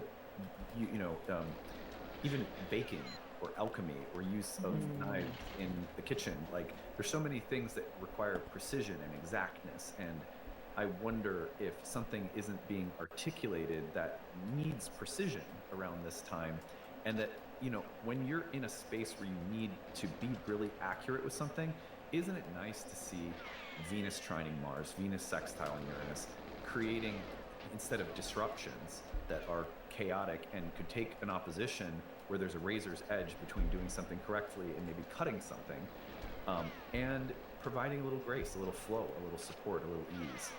So I love this as like a pressure point, but one that's got these little Venus inflections around it that seem to provide a little smoothness. Absolutely. I'll just add that this Venus-Mars-Uranus dynamic, in addition to Mercury-Mars, feels like a moment where we can nurture, and it's maybe nurturing our hurts that have come up at that time. Yeah. It's completing something too, isn't it? As the dark moon is coming through, it's like, I think of, that's a good word, nurturance and devotion, and seeing something through. That comes to my mind too. Like, it's I sort of, like, if I had to describe one difference between me and my wife, is that when it comes to bedtime, my wife will see it through. Because she's a nurturer, she's Cancer rising. It gets to a certain point when my kids come out and they're complaining that they have the world's worst disease, and it's the third disease on the list, after 30 minutes of saying all of our goodnights, and Ashley is very patiently talking through everything. I mean, most of the time she loses her shit sometimes too, but she will see things through. And I think there's something very persistent about Mars in Cancer too. It's like, I'm going to see this through. There's, like, if you think of Mars as the vows of a knight, this is the knight that's the mom. This is the knight that's the healer, or that will stick to their vow and see something through. And I like that as this moon cycle is coming through too. That Mars at the moment, like this moment while Venus is trining Mars in Cancer, the moon is in Sagittarius and it's kind of a dark moon. It feels like completing a quest or something like that. Yeah. Anything? Sorry, do you want to add anything? No, that one was for me because I finally got into a jewelry making class to make astrological talismans that I've been trying to get into for ages. So all of January, that's my Venus, Saturn, Mars story. Oh, that's amazing. Yeah. I love that. That's great. Yeah, and you can probably, you'll have like the tools. I'm gonna be like with the crucible, like casting, carving. It's gonna be amazing. I'm excited. Yeah, you got it. Mercury conjoins Pluto on the same day as the new moon on January 29th. So it's just a little transition between the 29th when Mercury conjoins Pluto and then the new moon comes through. Powerful Aquarian new moon to end the month. Anything you guys want to say about this new moon? Other than I feel like it's kind of really saying like now Pluto in Aquarius. Yeah, totally. Right? We need Elon Musk on Joe Rogan again. That's what we need. Spotlight, like the dark theater. And Musk needs to take mushrooms. This is when, it's the only way to resolve it. Because I don't make predictions. But if I had to guess when we might see Musk, things really reaching some Rogan, and Tim Dillon moment this year with respect that will heal America. to drones, quote unquote, or orbs, or whatever the hell they are, all of the stuff that's been happening around aliens, UFOs, I wouldn't be surprised if it's within this Aquarian moon cycle as Mercury crosses Pluto and the messenger brings things from the invisible portion of the fixed sky, right? I mean, you're thinking of what is the underworld of the sky? It's the invisible realm that we can't see that somehow also connects us to sky. And I really feel like, I did a rewind episode recently where back in 2020 we were talking about Jupiter and Saturn coming together and Pluto eventually coming into Aquarius and looking at the phenomenon of aliens and UFOs. And I rewound that talk and I was like, it's crazy to see. I knew that probably this subject would come up, but not as like kind of vividly as it has. So I wouldn't be surprised if the whole conversation about aliens really ramps up quite a bit under this moon cycle. Okay, I love this conversation. I love this new moon because I am an Aquarius. I'm excited. Selfishly, yes, this new moon is on my sun too. So I'm like, what is happening? We've got a lot here. It's funny though, because when we introed the show, we were talking about the change that we can all feel coming right now here at the end of the year. And what I really like about this Aquarius new moon is that this feels like that 1,000-foot view that can help us get perspective on the changes that have been happening in our lives. And, maybe it's the view from a spaceship when we, get the invasion, or I don't know. They're peaceful visitors. They're here to teach us about a game that we've never played before. It's kind of like a Rubik's Cube, but different. Let's be real. They're already here. No. I'm not. I actually, it was like a big part of my Pluto webinar that I did where I was saying there's so many things that are alien or other to us that are right here that we don't even realize. I love that lens of Saturn ruling all this from Pisces is like, don't forget, you could terrify yourself just looking into Mariana's Trench videos. That's exactly right. Yeah, like the Aliens of the Deep BBC Earth episode. It's like my favorite. And it's funny because obviously there's some of this surrounds the ocean and phenomenon in the ocean. Is clearly the influence of Saturn in Pisces ruling the Aquarian planets and also obviously Neptune there. So, Yeah, wow. It's that. The other thing that comes to my mind is the potential to romanticize the ideas that we're most attracted to under this moon cycle because of the fact that the simultaneous there's trines to Jupiter, and then Venus Neptune. Venus Neptune, exactly. So I just feel like the ideas that we're getting captured by, even if they're good ones, we might be a little high on our own supply, you know. Yeah, this one's like pretty personal for me too. So I was thinking about my chart ruler Saturn is at 6 Aquarius. So I'm like, okay, just in my own thinking and prep, this February 2024, was like such a weird little preview period. I've talked to a lot of people who had Aquarius stuff. Like February was just, it was like a window appeared and you could see into some other thing. And it was like, ooh, if I chase, if I grind, if I do some stuff, maybe that could be my life.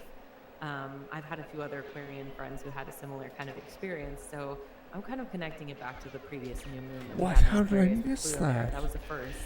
It was February. Come on, man. And that one was at 20 Aquarius, although I don't, the date exactly is escaping me. Let me look. February 9. And so I'm kind of like tying it back to there. So if you have Aquarius parts, maybe revisit old journals.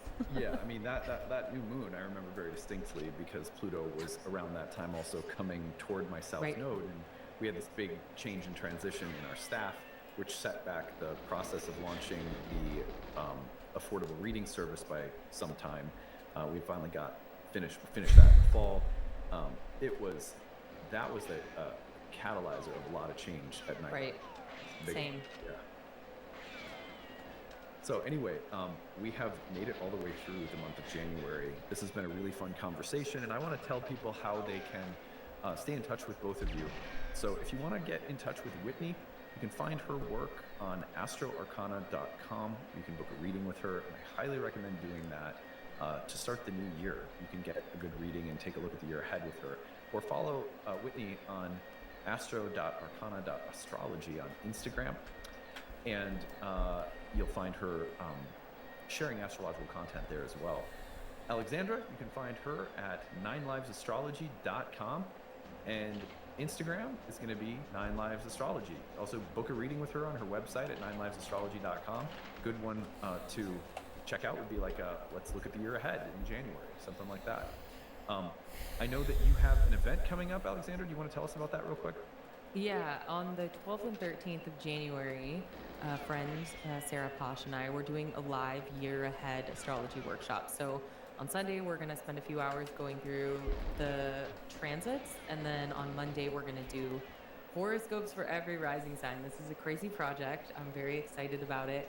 And we decided to, instead of like talking about mundane stuff, like just there's enough people talking about that, we're really going to ground everything in natal, personal astrology, stuff you can use in your real life. So if you're interested in that, check out my Instagram. It's on there, links in all the usual places. 9 Lives Astrology is the Instagram where you could find that event, right, Alexandra? Yeah. Okay, perfect. Awesome. Yeah, thank you so much for being here. As you all know, as we close today, we are in the last days of our annual Kickstarter campaign. We still need the support of quite a few backers, so if you have already donated, a big thank you. If you haven't yet donated, I am going to remind you that the link is in the comments section of this video, the description of this video, and on the website, nightlightastrology.com. And after I log off here, you can stick around to hear about the rewards that are available when you support the channel, including all of the best discounts we offer for our online training programs, and some exclusive content. There's 8 hours worth of horoscopes for the year ahead, and the astrology of 2025. There's a calendar we have. You want to track the transits that we're looking at through the year, so I'll tell you about those next. All right, that's it for now. We'll see you guys again next month. Thanks, everyone. Bye. Thank you. Bye. Hey, everyone. Thanks for sticking around. I'm going to tell you about the different rewards that we offer.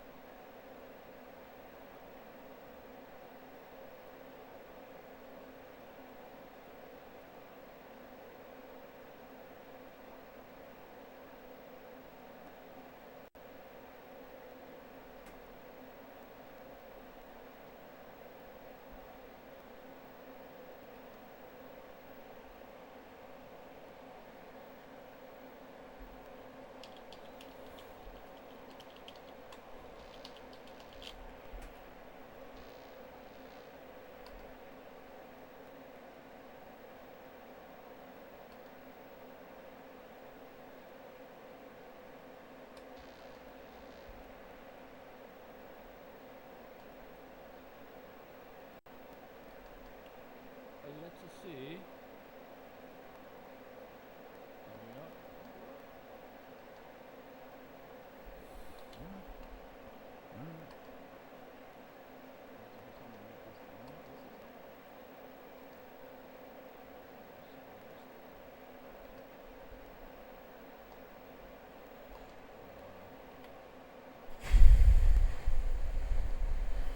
Alright, let's roll the intro.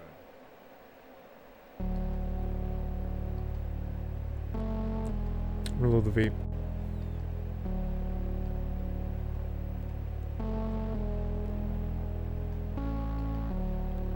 Thank you very much, sir. You're a gentleman and a scholar. Uh-oh. Right.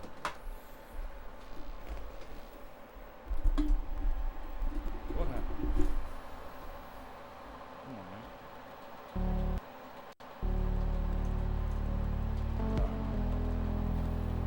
Small hiccup. Money, somebody's gonna send me money, old boy! Petrus Lemon just resubscribed for 21 months. Thank you very much, sir. You're a gentleman and a scholar. Old boy! Legitul just resubscribed for 26 months. Thank you very much, lads. I know I've been away for a while. I appreciate it. Thank you, Tracy. You've got sharp eyes and beautiful earlobes. Indeed, Jim.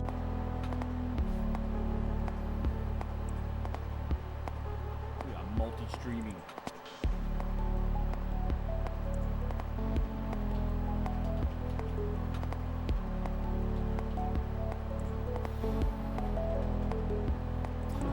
Wow.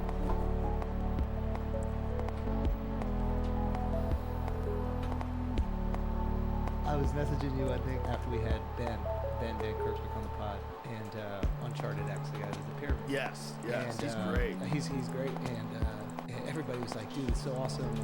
Shane Gillis' dad showed up to the pod, and I was like, what? And I guess they think that he looks like Shane, an older version of Shane. Wow.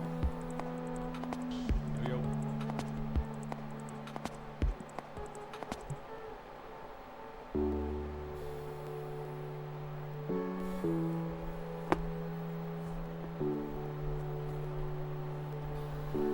I'm a scientist. I'm a scientist. I'm a scientist. I'm a scientist. Dub Selector gifted Seek Gyges 97 a subscription. Dub Selector gifted a tier 1 sub to Seek Gyges at Thank you 97. very much, sir. They have given You're a 49 gentleman and a scholar. subs in Thank you the very much. I'm a scientist. I'm a scientist. Dub Selector gifted Travis. Zwanda a subscription. Thanks, mate. Dub Selector gifted a tier 1 sub to Zwanda. They have given 50 gift subs in the channel. Thank you, Tracy. You've got sharp eyes and beautiful. Money, somebody's gonna send me money, old boy!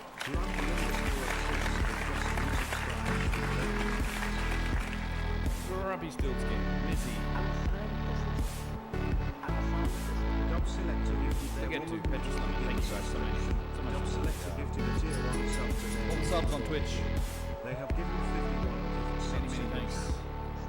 Money, somebody's gonna send me money, old boy! A_Mizzy just resubscribed for 11 months.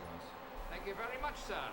You're a gentleman and a scholar. Money, Somebody's gonna send me money, old boy! Dub Selector just resubscribed for 21 months. Unchar 7, Unchar 9, Unchar 7, And Dub Unchar Selector, 9, thank you for the Unchar 7, 21 months. Unchar 9, Mizzy, Unchar 7, 11 months. Unchar 9. Grumpy 11 months. We'll get to 26 months. 21 months for Petrus Lemon. Wrong. What's up, dude? Thank you, guys. And everyone on welcome to everyone on YouTube as well. I do have it in subscriber subscribe mode only in the chat on YouTube. But that's easy, just hit subscribe, it doesn't cost anything. And you can chat. Have you ever pet a sheep? Yes, I'm not from New Zealand.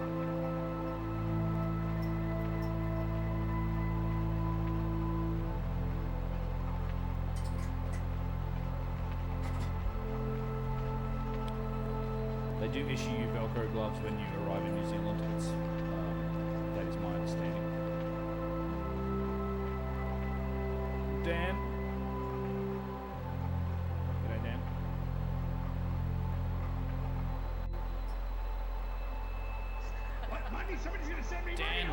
36 Dag months. Doors just resubscribed for 36 months. Thank you very much, sir. For a gentleman and a scholar.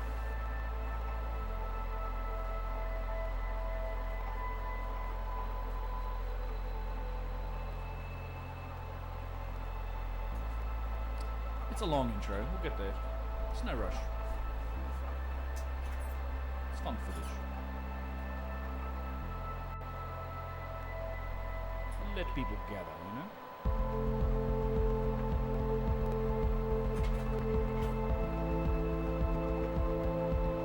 Philip, what's up?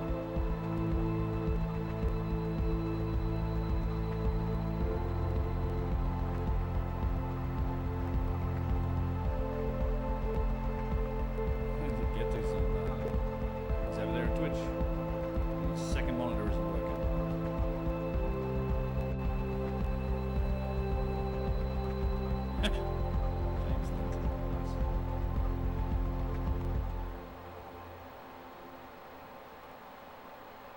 I've done it for 25 years in the field, and believe me, I've done it dry, I've done it wet, and the wet is much better.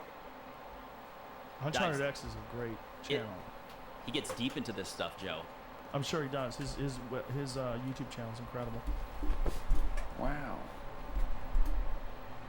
Randall here with us. What's up, Randall? What's up? Well, it's the exact reverse of the Bechdel summation of all terrestrial gravitational forces. Typical Randall answer.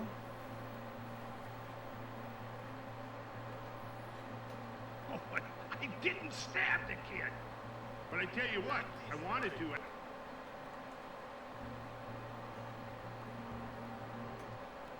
But yes, good to see everybody here on Twitch and on YouTube.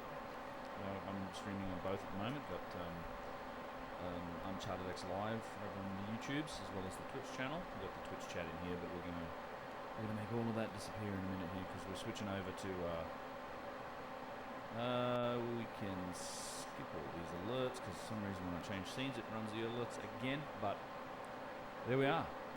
No background music today because if I run background music, YouTube just has a fit and I don't know.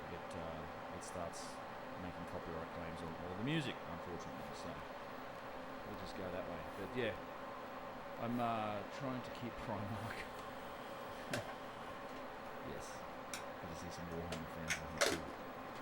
And people playing the indie game. That's cool. And thank you everyone for all the subs and the support on the rolling too. Much appreciated. I know it's been a minute since I live streamed last. Been busy. I was hoping to live stream from Egypt, but man, the bandwidth there is just terrible. Unfortunately, it's just never. It's like 2-3 megabits upload at best, kind of thing.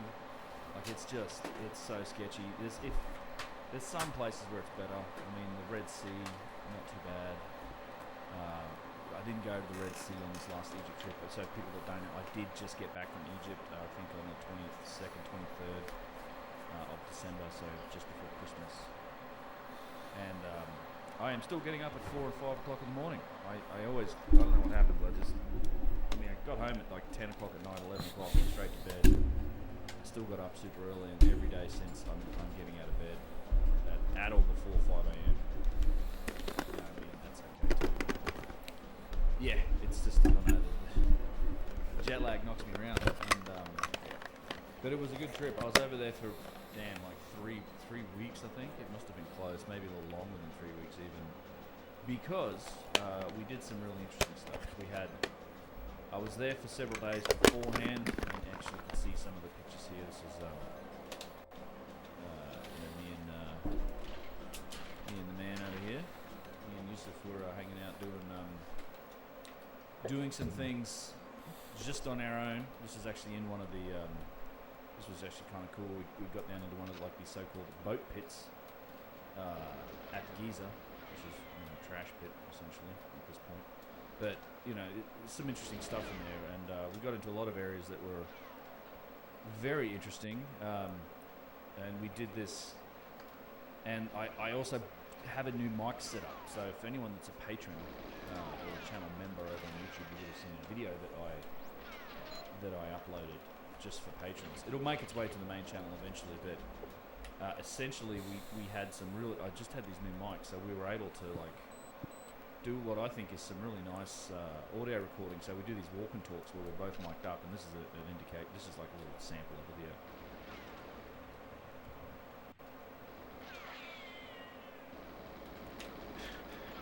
Someone starts talking.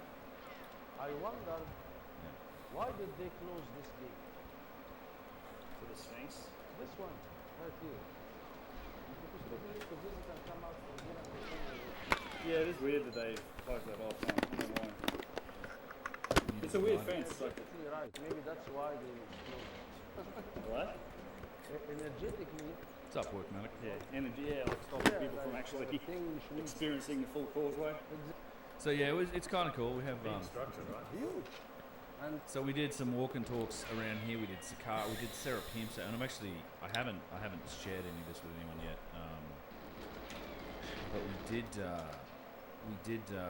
went to Sakara as well, just the two of us, and it was nice because we had kind of had some alone time in the Serapim, which was cool. Trying to get into the back room. So we did all of that. We did that. I think we went to Memphis. Where else did we do? The museum, the new museum. So the new museum was open. So we got to go to the new Grand Egyptian Museum. And I can show you some pictures of that. We did take to a gym. Yeah, we were busy. Like we were. And this is like Mo came with us. He's like taking endless photos of us for some reason. Yeah, there was actually. So I got this dude like sort of spotted me. We're standing at the vases, and he's just like he's kind of looking at. I didn't know who he was, but he looks at me. He sort of looked at me a few times. He goes, "Do you have a particular interest in these?" I'm like, "You could say that." And he's like, "You're that dude, aren't you?" And I'm like, "I'm probably that dude, yeah." Anyway, he's as you can imagine, people that go to Egypt might have stumbled across my videos and looking at it. But he actually gave me. He's producing a new. It's a computer game, some sort of. I think it's like MMORPG or something. But he gave me this amulet, where they like a little necklace and stuff, and his business card. But we were kind of looking at the vases. They have a bunch of good stuff in here. There's a picture of me. Actual pictures of this stuff. But the museum's great. I actually went there like 3 times on this trip. There's 12 galleries open. It's roughly about a third of the museum is open currently. It still would take you several hours to go through everything that's in there. Probably the best part of the day if you were being, thorough about it. They kind of organise it by chronology. So there's the Old Kingdom, Middle Kingdom, New Kingdom, Ptolemaic, late period. And for each of those you have, society, kingship, and then beliefs. So they kind of have these 3 sections of like, there's like beliefs in gods and stuff, and then the pharaoh stuff, and then there's society, just your general living things like that. Uncle Si, thank you, man. I'm trying to keep up with the chat. And going to give the other boys a look at it. Who's that? Workmatic? Yeah, we can. Dan.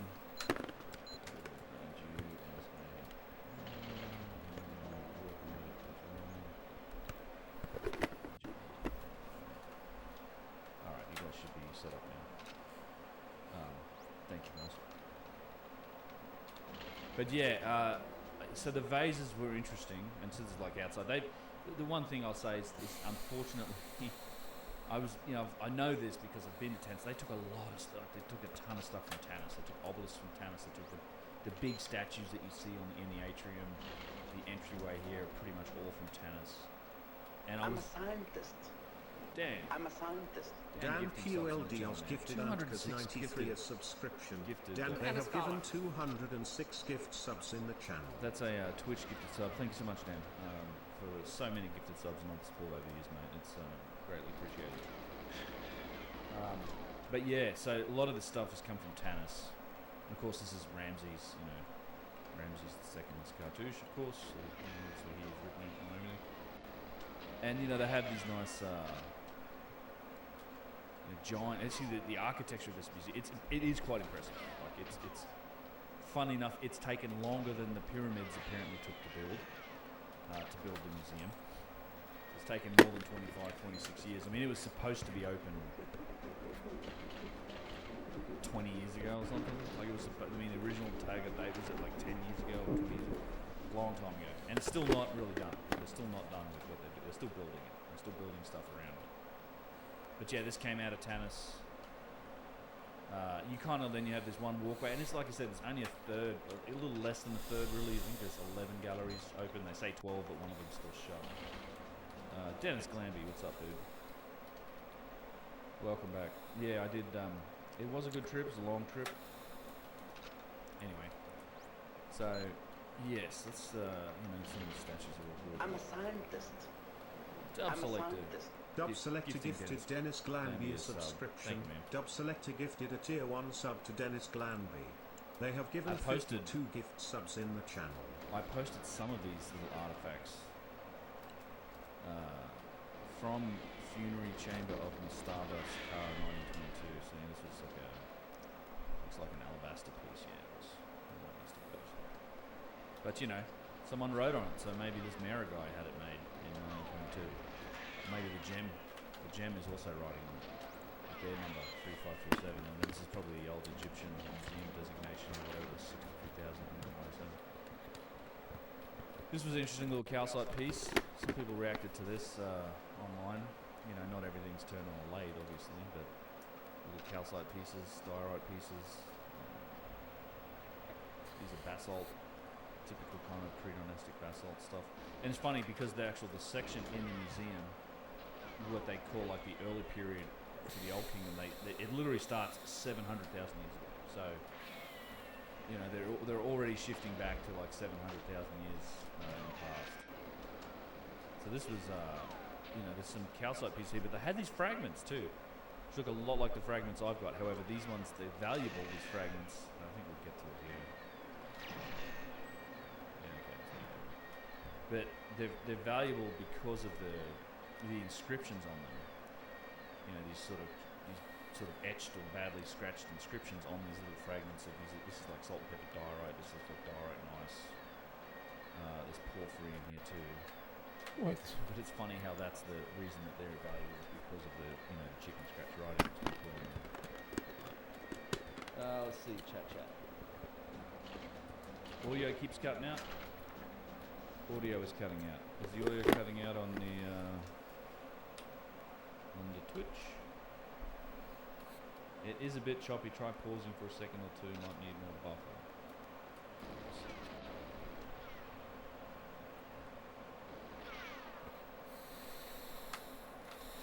I'm doing everything the same on both streams. So.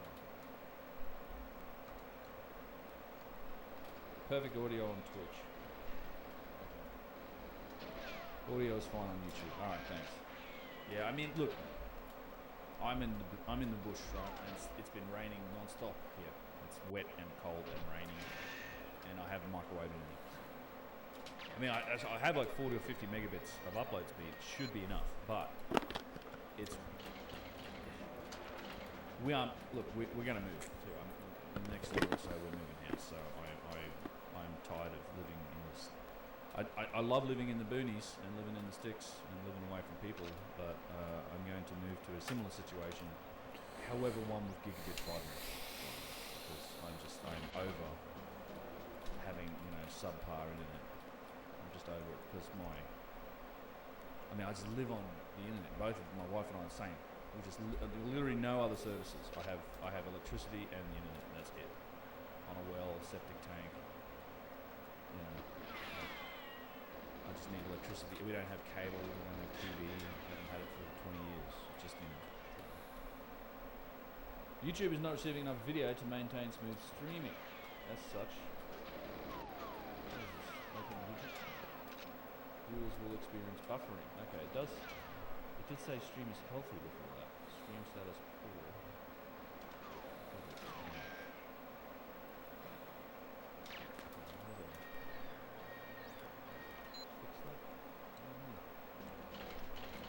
Is what it is. It's going to be what it's going to be for now. So Sorry if the quality dips. Hopefully it comes back. Maybe the ISP heard me bitching about them.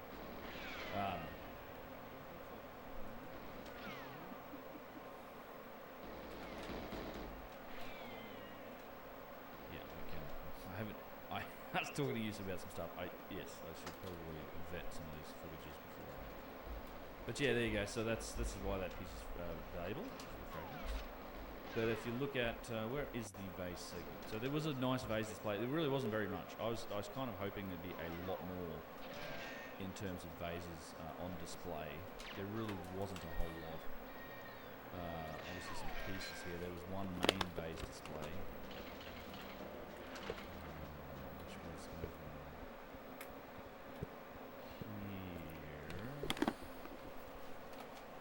Yes, this was it. Kind of the main area, and what they're doing here is a little looks good here. Okay, good. Yeah, stream is healthy again. It says. All right, so it's whatever. Bandwidth is going to vary. Your experience may vary. This is the guy I'm talking.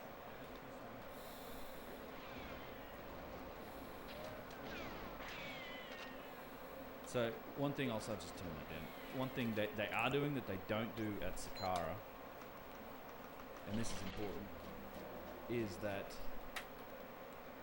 did they date the fragments by describing them? Pretty much, yeah. I mean, if that's one of the reasons why they, even in the step pyramid, which is a third dynasty structure, they tell you that a lot of those vessels are inherited heirlooms that were recovered from older tombs, is because there's the names of first and second dynasty pharaohs on them, so they have to admit that, maybe he just recovered them, as in he robbed them. Like Joseph went out and had them taken from other tombs, probably a lot of them.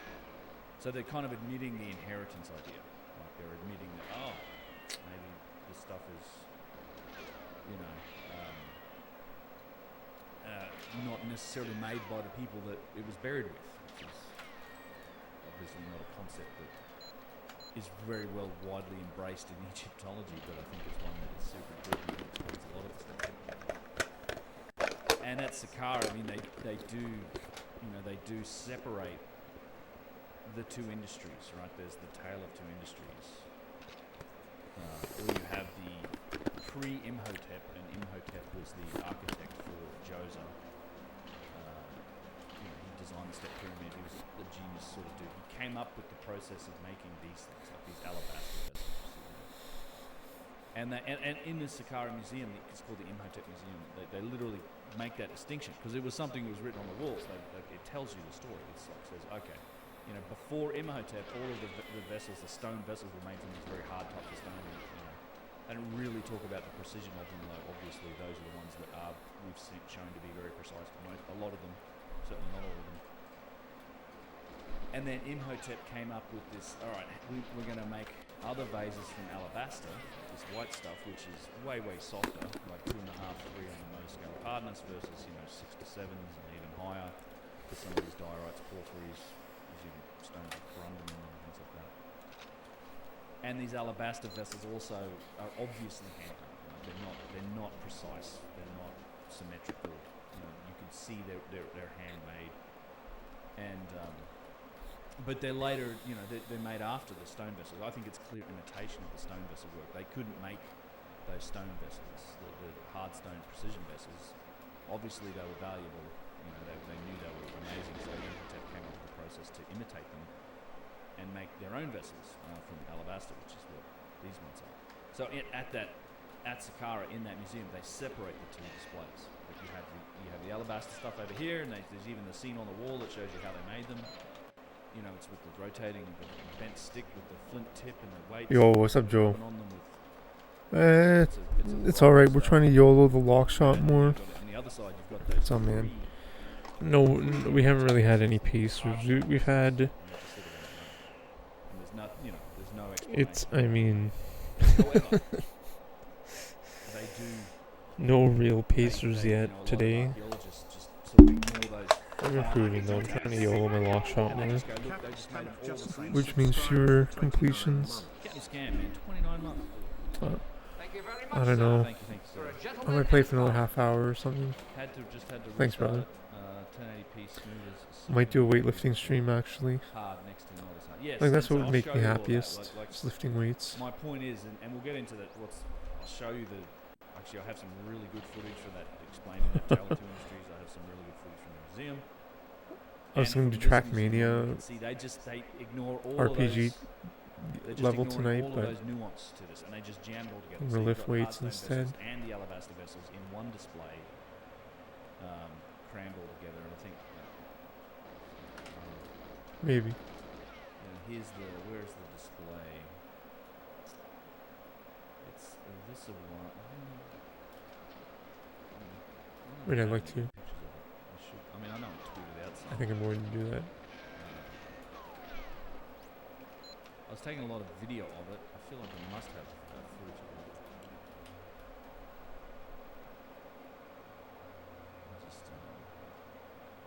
of it. Nice, I hear you, man. Nice, dude. Cool, brother.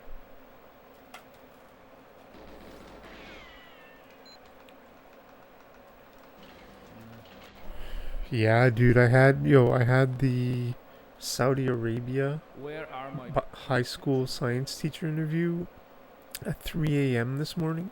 No, I tweeted like. I made a 15 slide PowerPoint presentation on inheritable genetic variation through like mutations or crossing over during meiosis. And I gave that presentation at 3 a.m. this morning over Zoom, share screen. Went pretty well. It's really bizarre that Actually went very well. Thanks, brother. Yeah, I've been stressed about it for like a couple weeks now. So now I'm just feeling that better. A high school science teacher in Dammam, Saudi Arabia, at an international school. And they said they only hire English-speaking people from Canada, United States, or England. I know I'm talking about hiring foreigners, and I'm trying to get hired as a foreigner in another country. I'm such a fucking hypocrite.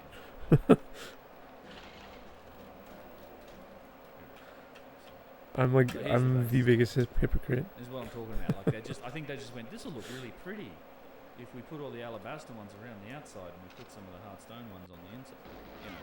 And they just attribute it all to the same thing. Fuck off.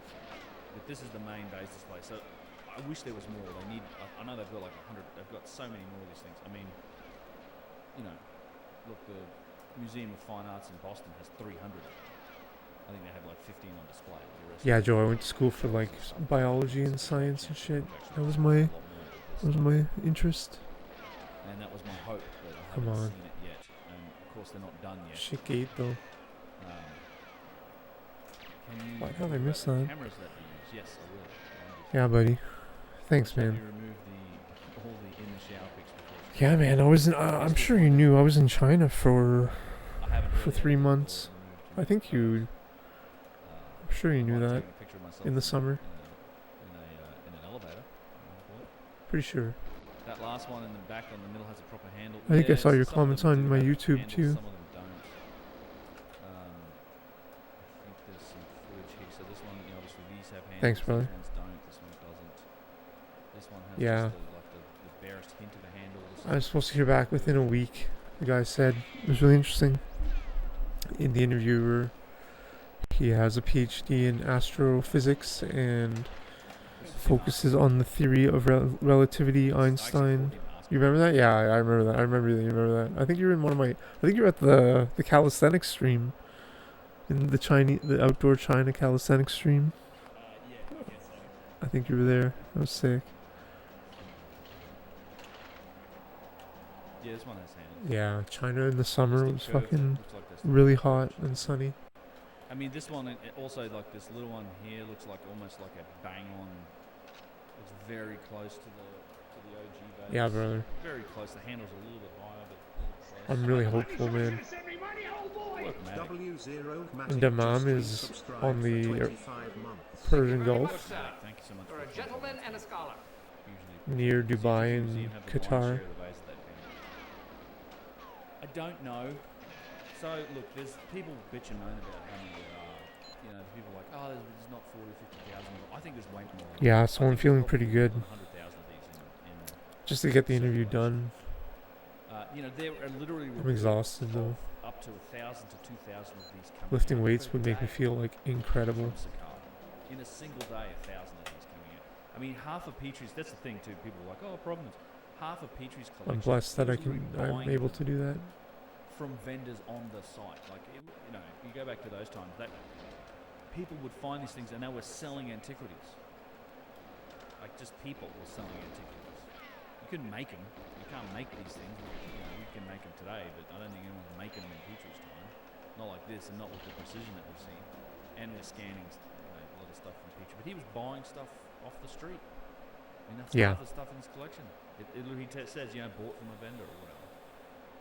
Some of it, obviously, they find. It's a pretty complex question, and in too. the museum, it's like there's 40 to 50,000 or more than that. So, you know, I know private collectors, and I'm not talking about Matt Bell, other people. Talking about like DNA mutations, you know, guanine, cytosine, 100 less maybe. Thymine, adenine.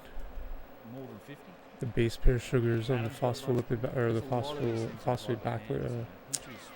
phosphate backbone of DNA in the double helix. Crossing over during meiosis, interphase, anaphase, telophase, cytokinesis. The lowest quality stuff he had that he then donated to the University College of London to use as teaching material, and that still is tens of like not more than 10,000 pieces. Yeah, the only thing I fear is I don't have like all the good stuff he had. Petrie would I don't have high school teaching experience. I have university teaching experience, but not high school. All this stuff ends up on the private market. I'm really blessed that way. It's But I probably, mean, I would guess more than 100,000 of these things in circulation. it's not like it's not like I've been a science teacher for 5 years. You know what I mean? There might be some. There's probably a lot of candidates that have been like a high school teacher for like 5-10 years applying for this. Very deep stuff, yeah, man. Just for you guys, just between us. Us people here on stream.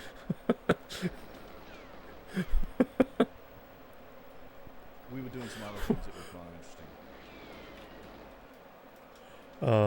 For example. Maybe there's something I don't know about. These are handmade vases. Maybe there's something I'm ignorant about Saudi Arabia. These were made by Yusuf's brother. Actually, trying to do a piece. Let me go back to this.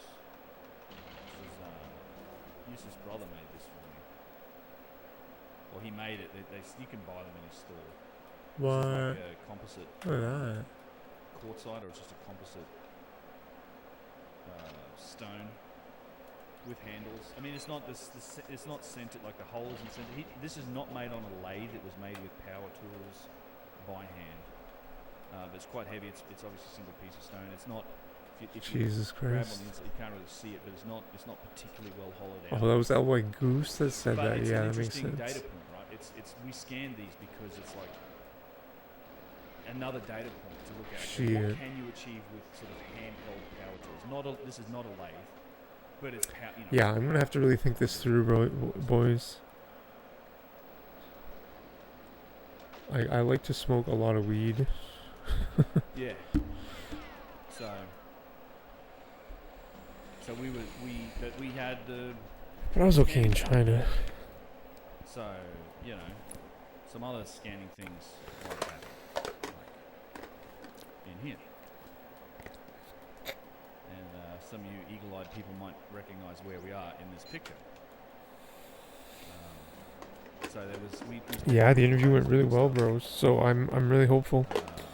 The way he worded it, the interviewer, he said he's going to submit his comments and recommendations to the head of the department, and I will hear in the next week if there's a second interview. And if they don't get back to me, then unsuccessful. This is a big, heavy chunk of the. And them just saying that already shows that they're interviewing a lot of people probably. Because if they were just interviewing like 5 people, or even 10, they would just email the person and say, sorry, you weren't selected, right? Like. So anyway, some very interesting data. I don't know how many people they're interviewing, man. Was collected. And he wanted to rush the interview too. While we were here. It was good. We did everything right. We covered everything, but it was clear that he was interviewing people like all day. I just hope, because there's like a lot of subjects they're hiring for. They're hiring for like a ton of subjects, so hopefully I can just slide in as that one subject teacher, you know? It'd be amazing. Thanks, bros. And gals. It doesn't hold up to any sort of logical scrutiny at all. And everyone. Where's your fucking arguments about provenance? Plus, look, this scanning project has legs, right? It's happened. With the Petrie Museum stuff, vases have been scanned. It takes time to do the analysis. You know, just having the data is not enough. You do have to put it through, you know, a CMM system to do the actual analysis and define things.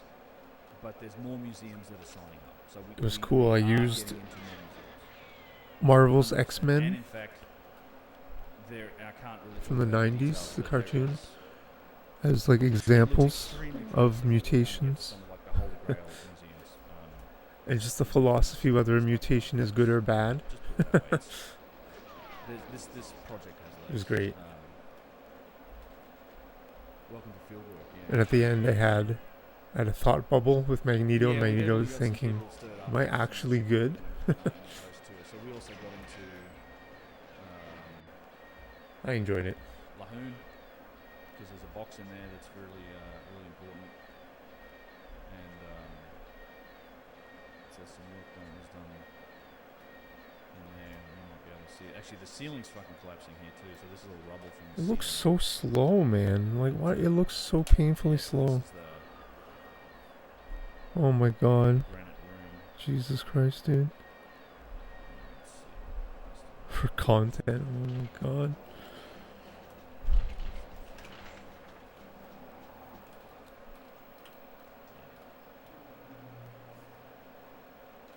So yeah, there was some other stuff happening.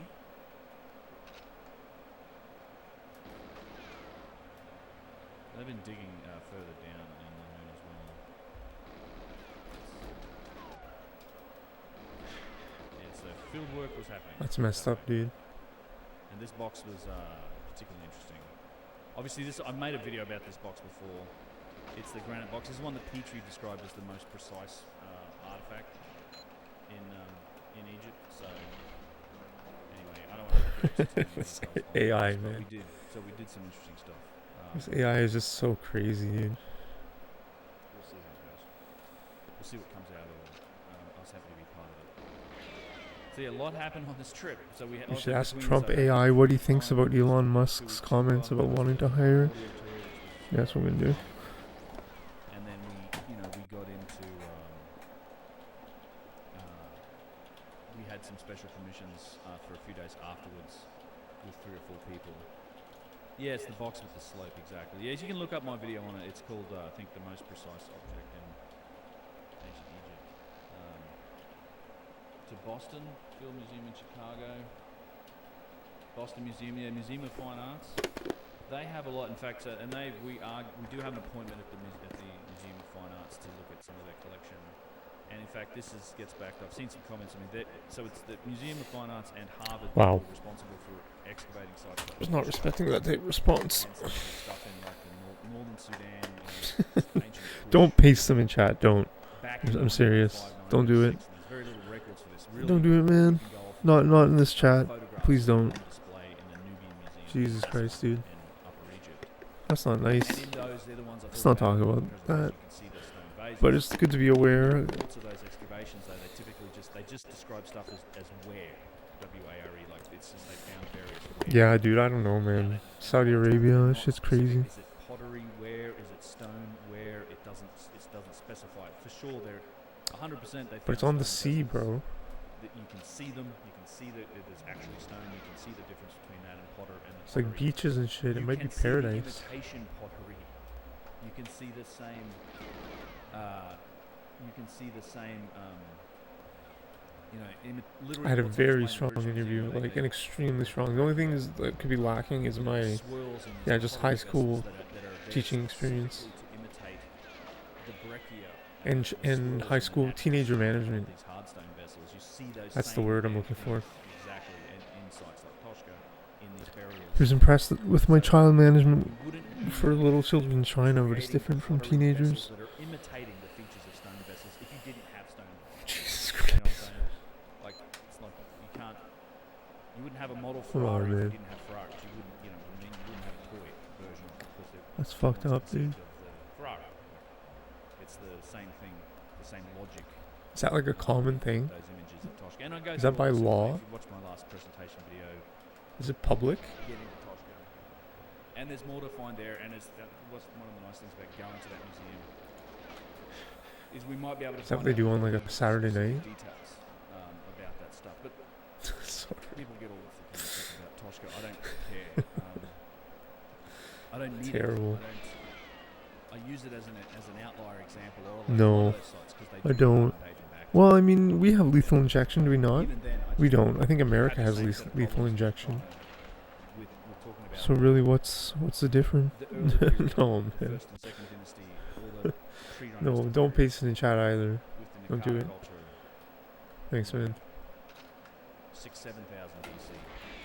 Which, and look, there's absolutely no, that's the thing, there's no doubt, it's not controversial, it's 100% acknowledged and admitted, and we know this, it's not something that's up for debate, that these stone vessels existed. I like fake Chinese jumping around fighting, not real. They were found in Nakata and pre-dynastic burials. That's crazy, man. Period, Dynasty 1 and 2 burials, and they're also found in early Old Kingdom burials. But a lot of those are admittedly from those earlier periods because they have some of them have shitty writing on them, etc. The point is that they are pre-dynastic.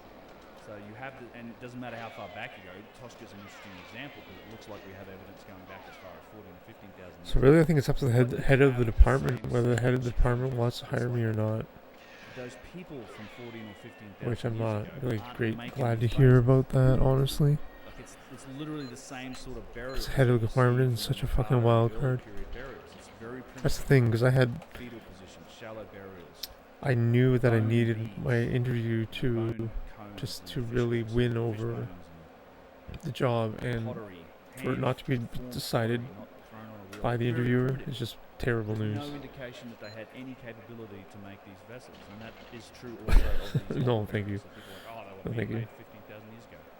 I think they're way older than that. I think the people from 15,000 years ago. I hate that shit, man. When the interviewer is not the person that makes the decision to hire, that shit drives me insane. So it doesn't matter. To me, it's like that shit drives me so insane.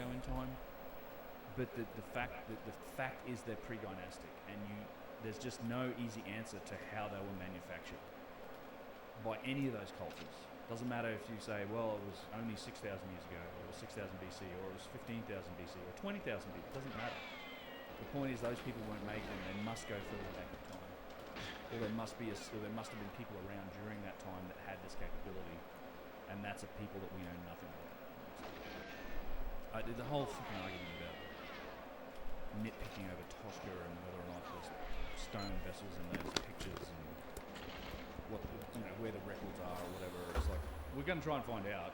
Like we're going to the Museum of Fine Arts, which was Boston and Harvard were the ones responsible for doing a lot of that. All those pictures from 1904, 1905, and Push, that's from those institutions. What records? Oh man, what they I don't know anything about his policies. They should have them. We're going to try and find out. But like, it's not. I don't need any of it.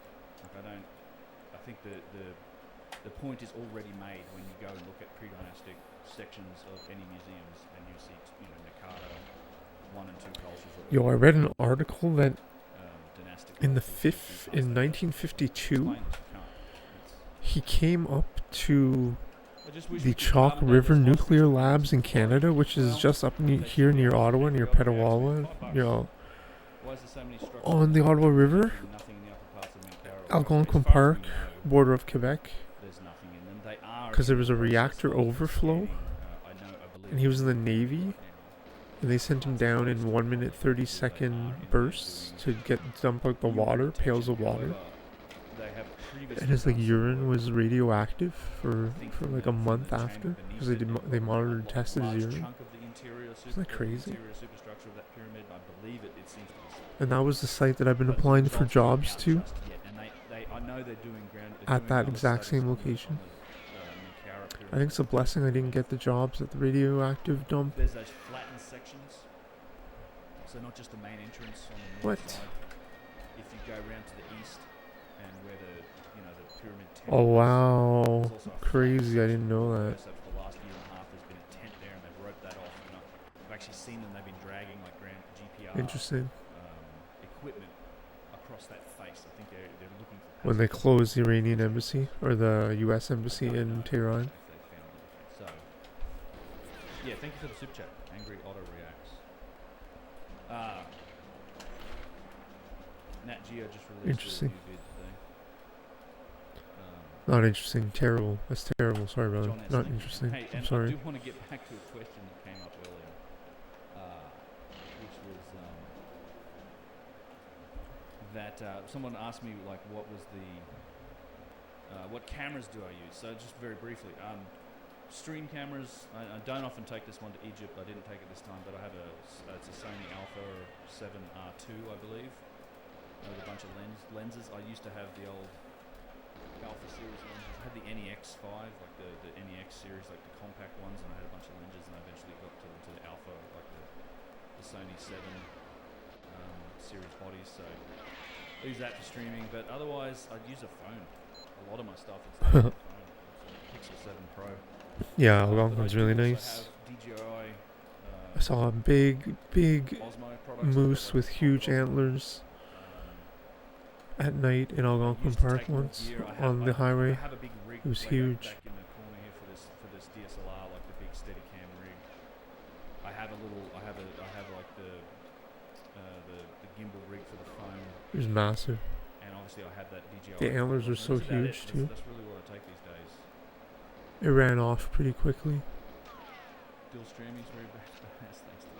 Check out Erdstall or Erdstall, 60,000 years old tunnels passing through the hardest rocks in France. You know, I've seen some interesting tunnel stuff in France. I was looking into it. I've seen bears up near Sudbury. Black bears. They haven't really dated. There's no cultural record. Pretty scary. Driving. Only in the car, I've seen them in the forest driving. A recent podcast with Snake Bros, Carolee, and Chris King. That guy Chris seems to have no idea how these went. Yeah, so Chris and Carolee were on my tour in March. Workmatic, dude. Thank you very much, sir. For a gentleman and a scholar. $50 super chat. Thank you so much, Workmatic. Thanks for a great 2024, bro. Thanks so much, dude. Workmatic, you're amazing. Thank you for all the support. It's much appreciated. I hope to put out more videos than I did in 25 than I did in 24. I mean, I did, I think there was 12 or 13 on the main channel. Obviously, there's a lot of stuff that happened on this channel, the Uncharted X Live channel. And many thanks to Travis for the assistance, all his editing work. Yeah, so I really didn't like that comment that the interviewer said that the head of department will make the decision. Yeah, so talking about Chris King and Carolee. That's terrible news. I know Chris, and Carolee. Like, I'm hoping he's just swamped with all different subjects and all this other crap that I just slip in there, right? Hopefully he just, like, the interviewer gives him like a very solid performance for biology. I'm like, boom, that's the science. That's the science guy. Done. That's what I'm hoping. Rubber stamped. It looks fake, but that's literally the backdrop while we were talking. That's why I always try to go through like bigger airports. Just because there's so many people that like the agents are just like fucking like move your ass, like just go through, like hurry up. You're fucking like a small fish. Put it this way, I'm very skeptical. I definitely do that. Always go through, try to go through bigger airports for that reason when going international. Always. I don't think you can. I think the vast majority of machinists and experts who do work in you know, those aerospace level. And with bigger airports, like the bell curve is going to be wider. It's not possible to do. So you're gonna get a bunch of degenerates at the bigger airports that are going to draw all the attention. So make a wooden one, make a stencil or whatever you got to do. Make it. There are potential. That's my theory. For all of that, so. The small fish, So big airport theory of life. Wolf Seat Witch. $10. It's definitely saved my ass a lot of times. Boston is 100%. interesting. I think they set it up. It's like they want people to challenge the mainstream because it's shocking to the system. It's like, please select which ones don't belong. Yeah. Yeah, I know what you mean. And wet is much better. I've done it for 25 years in the field, and believe me, I've done it dry, I've done it wet, and the wet is much better. Right. Thank you very much, sir. Yes, thank you very For much. a gentleman and a scholar. Anyway, let's get to some footage. I know there's so much to talk about from this trip. It was actually really good. And the other thing that we plan on posting that podcast to YouTube. Yes, we will. I just buddy. The city. This is the city. The camera, but he's got all the other. He's got like the audio and all that stuff. He's gonna cut it together, and I know he'll put it on his channel, and he'll send me a copy, and I'll put it out on my channel too. Like do a swap cast type thing. It was a good chat. I think it was good. I mean, I don't know. I was just on recently on that. It was the other. The Ross Coulthard one. News Nation.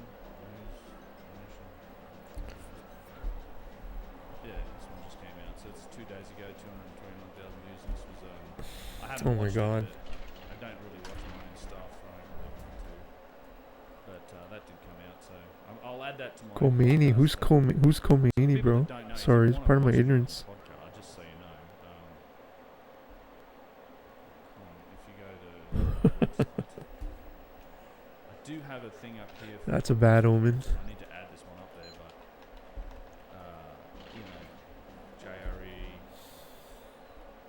Andrew Schultz, Concrete. This is with Before School with Mark.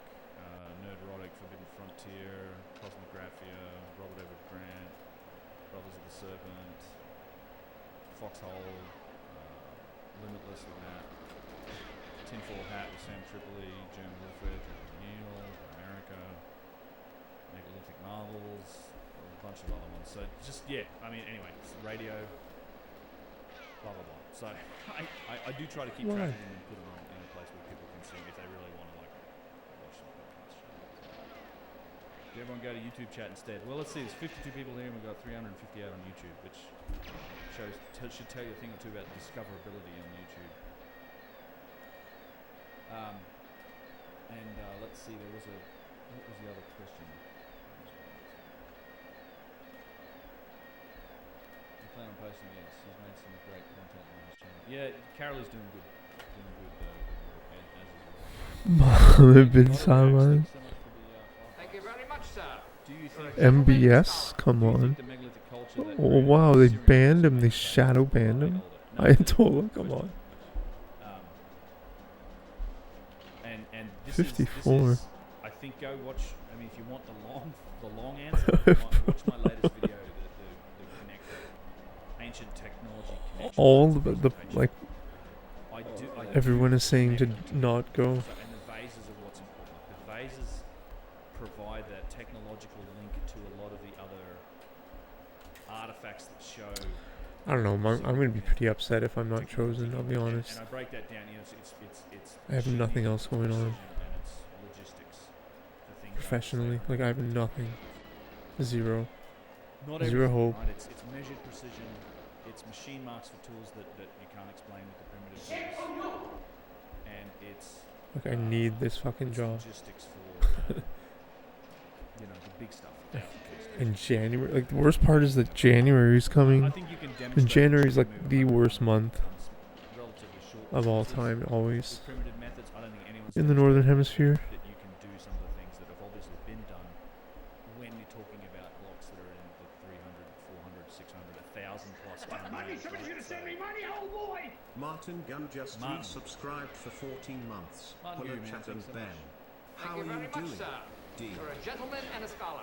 So, thanks, man. I'm doing well. Hope you're doing well. And hustle some. I'll hopefully do a bit more streaming here. Bonnet Lake, dude. I'm gonna get to that in a minute. Timmy. Oh, Timmy, yes. Let me answer that question. I'll get to that. Thank you so much, though, Timmy, for the $100. Yo, Sash. Yeah, well said. That's a quote. So it's Bro, the well vessels, said, man. it's the vases. Because I they're imagine. vases, right? This is the thing. The vases are small. They can be buried with people. You can't bury a goddamn serapeum box with you. You can't bury a 1,000-ton statue with you. You can't, bury these big artifacts, columns and obelisks and stuff with you. So they end up staying on sites that later get reused in, like Serapeum or Karnak or Tanis. Like they get re-inherited and reused and relabeled. So it's a harder argument to make that these could be older because they've got these names of like Ramses II and Merenbetah. However, the vases are pretty dynastic. They die out early on. No, the food was really terrible in China. It was absolutely putrid. I miss the McDonald's burger they had at McDonald's burger. That was very good. Bro, the food was so terrible. Such low quality.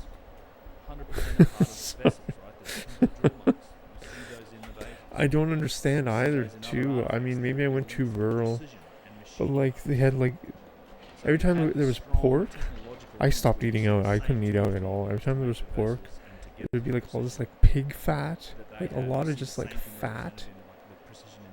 And there'd be very little amount of meat. It would just be all noodles, all this, like, carbs and rice, and it was just so, like, terrible. The chickens, I got sick twice eating chicken. And the chickens were just in these like little, I don't know, 1 foot by 1 foot by 1 foot cube cages. They weren't moving. Just getting sick and dying. And then they're just like slaughtered at the flea market, just out of these like sick little cages. Sorry. You have the veggies were they had pretty good veggies, like normal veggies you find at the supermarket here. How about the drinks, juices? The hot pot was good, where you boil the food like a soup. Like they had some good soups that if you made it, they had some like a buffet hot pot style thing. That was pretty good. I guess I missed that. That was good. That was very good. But I mean, I can get that like anywhere here. Thank goodness. Canada's very multicultural, but man, the food was really bad. There was a Canadian teacher who was a really nice guy. Really nice guy. And he's been there for 10 years, and he says he doesn't eat Chinese food because of his religion, and he said it's because of they put a lot of pork, or they mix stuff with pork, or they cook a dish and they don't wash it because of pork. And then on my last day, like we started talking, he's like, "Oh, what do you miss?" I'm like, "I miss food in Canada." And he goes, "Yeah, man, like the food here is not very good." I'm like, "Oh yeah." So I said, "Oh," I questioned him, like, "Oh yeah, I thought you told me you're religious about the pork." And he's like, "Yeah, but and he goes, "Yeah, that's not the reason why I don't eat food out." Like I knew it from day one. Future Chinese beef. Yeah.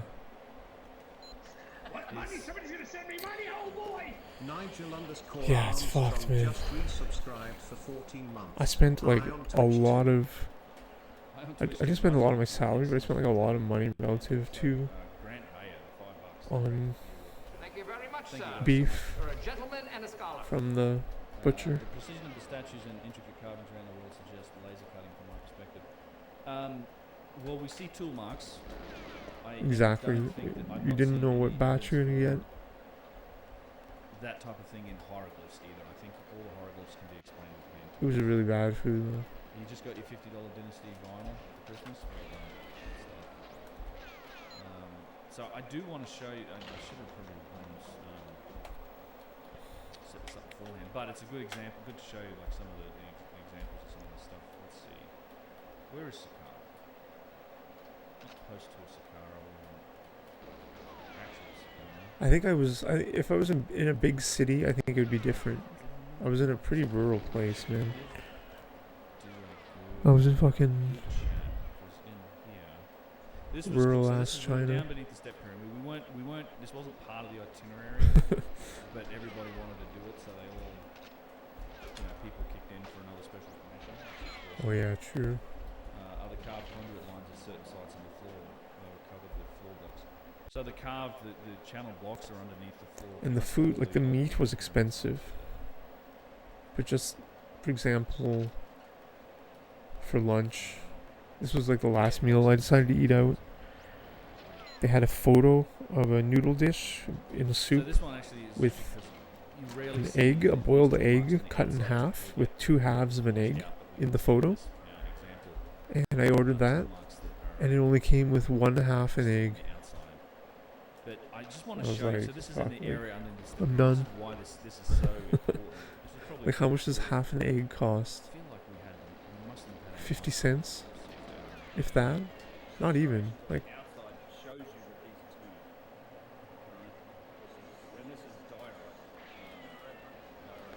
and they're fucking Chinese and I'm Canadian and I can't fucking complain because I don't understand them. They don't understand me. Try to use my phone translator, but it's busy as fuck. So I just let it go. So these two little round things here, they're alabaster, right? So we were looking at a piece of diorite, it's like a 6.5. It did, man, it did. It had a pretty nice mall. I actually filmed, I have some walkthrough videos with the gimbal. I filmed some of the malls and stuff. I was going to upload them, but next to it are these things here, like alabaster, they're like I don't know. alabaster tube things like this. And you can see immediately that it's Some of the malls were really nice, some of the malls were really terrible. I've looked at these before. And none of them had toilets. You can see it's thick on this side, thin on this side. There's not a clear indication of what Even the really nice malls didn't have toilets in the bathrooms. There's just holes in the ground.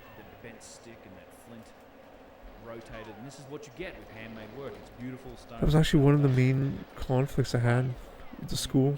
Our school, we didn't have a bathroom with toilets. This is the handmade just a hole in the ground. This came after. It was obscene. It was degrading. And I told that I used different words, but I said that to the manager, like, this is unsustainable. Like, you can't expect your fucking foreign teachers to come here and shit in a hole on the ground. Right next to these pieces of amazing vessel. And I tried it. I shit all over the wall, man. I fucking shit all over that wall. And then you also do see what could be machined. I tried it. I mean, I had to. What could I do? I got in like a fucking fight with the manager over that.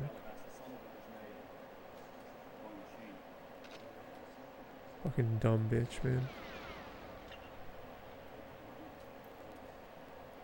And I was talking like, maybe I can buy a toilet and we can have it installed, even if I just like buy just the porcelain part.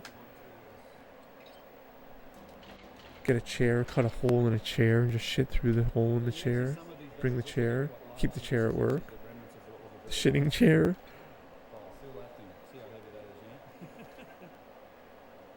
And you're there from like 8 a.m. to 8:30 p.m. on a Saturday, teaching all day.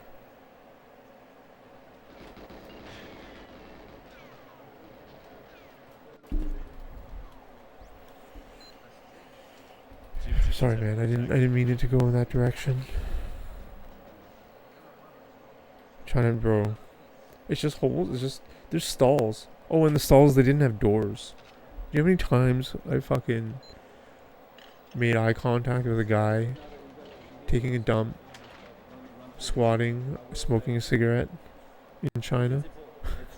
You know how many times in the bathroom, in the mall bathroom, in a hole in the ground, no door, smoking a cig, squatting, taking a shit, making eye contact with me. It's really intimate. Yeah. I think with like a phone in the other hand, one phone in one hand, cigarette in the other, feces just coming out.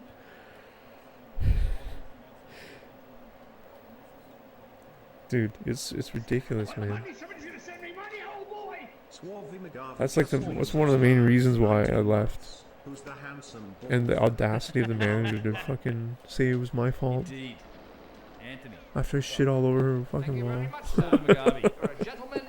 is that handsome man from the Manchester that's standing there? Oh, man. Thank you so much for the 19 months, man. I hope you're doing well. I heard you got a bit sick after the trip. His name is Yusuf. Oh, man. Several handsome profiles on the tour. Certainly not me. He was tired? No, that is not true. Is that really what happened? Yes. So yeah, man. Dude. Yes, dude. That's it's weird, man. I made the connection. And it's like they got their like little son, their children, kind of there too, watching the child. Man. And the cigarettes, smoking inside. By the sign that says no cigarette, no smoking.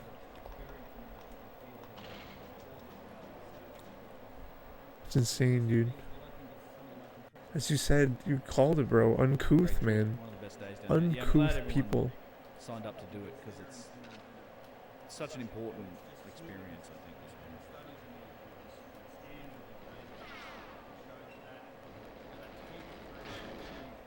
It's crazy too, because the streets are like made of granite, which is just so insane. I don't know another civilization that has streets made of granite. Like, it's crazy. I can't think of another place where the streets are granite. Like actual granite, not like other stones. Maybe some of St. Petersburg, but man. And that was just some random ass place in China.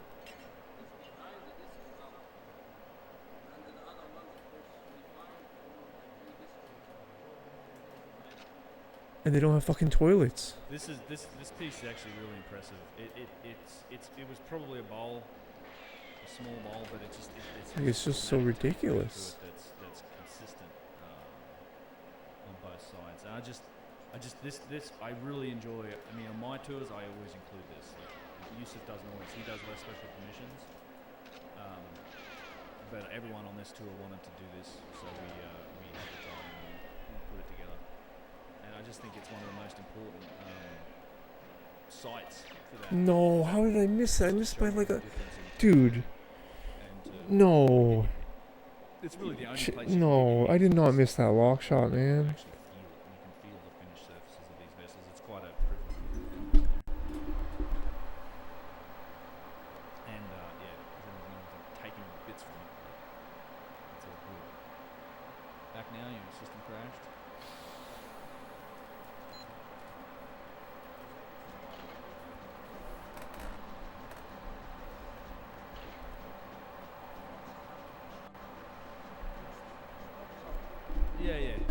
Yeah, the food is really bad though. It's a rotating table, so it's like if you go to like a really high quality restaurant, the food is pretty good, but you have to pay a lot of money. We had a rotab where we were doing the scanning stuff. Maybe I just ate at like the shitty, low quality, cheap places. It's really fatty though, and low quality, and starchy.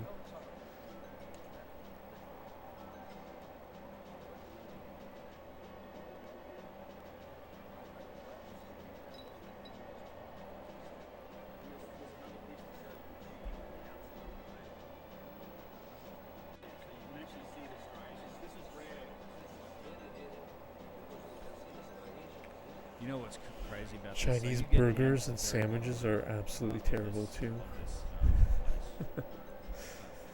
Terrible sauces, terrible designs, terrible shapes, terrible ingredients.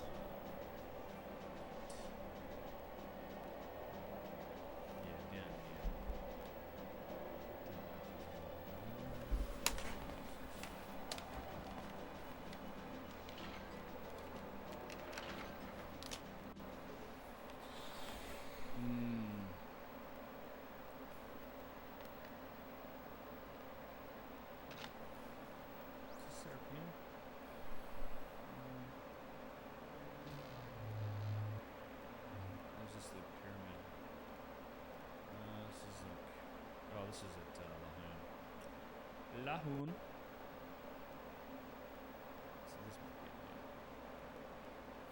So this is down in the. So this is like the 5th level. You have to go down. They don't like any footage coming from down here. Whatever. I don't care. This is like the bottom level of what's beneath the step pyramid. So you go into these galleries below where the big box is, and then in one area there's like a trapdoor that they always keep locked, and then it's even on special permissions they don't open this up. It's like another special kind of deal. But then you go down a ladder that's whatever 15, 20 feet down to another level. It's really quite big. There's tunnels go all over the place. There's big chambers in there too, down at this bottom level. And we found an area in there where there's actually a shaft cut.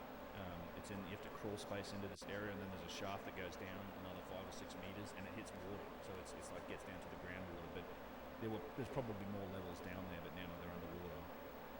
And there's another area of this massive level. I think I'm gonna sign off here. I'm probably gonna be lifting weights soon. Where it in maybe a few minutes. That slopes off. And in fact, what was down here though, this is like a lot of the vessels are found down on this level. And we got into an area in here where there was what was probably a magazine full, or a gallery, or just full of magazines, full of vases. That at some point it had collapsed, because you could see it's like midden, and there was like a wall of dirt and stuff. But in that dirt, there were literally vase fragments in the dirt, like embedded in the walls, and it was absolutely insane. We were picking, like we pull out these little fragments of these hard stone vessels. Absolutely incredible. And I bet if you dug through all of that, I mean, you wouldn't want the ceiling to come down on you, but if you dug through it, you would find whole vessels, probably still whole vases in there. And so these are like examples of some of the pieces that you find down at this bottom level. This one here has like this really crazy radii. Oh yeah, so we were looking around. Thanks for being here. I might start streaming on probably weightlifting, maybe Trackmania RPG with cam and video. But this is like in those original locations. There's just stuff all over the ground here. Like pretty cool.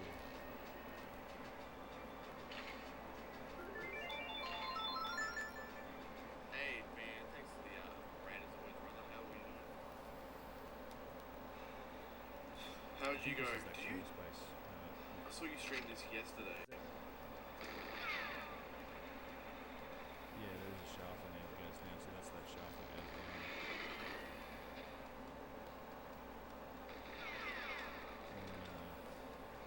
You're way underground here, you know. So yeah, it was in this corner here, in this low area, there's a shaft that goes down. They had it covered up with wood, but we kind of like pulled the wood back and had a look. Did you see the alabaster boxes again? Yes. Really hard getting them, man. Just the lag takes so long. So I did want to find this other one. Maybe it's this one.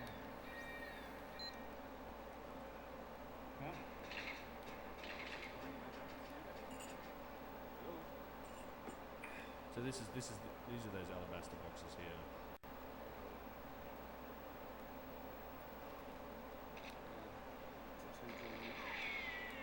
There's an overcut in the box. There's 2 drills in the box. I just want to get to like a specific area, and I know my footage is janky,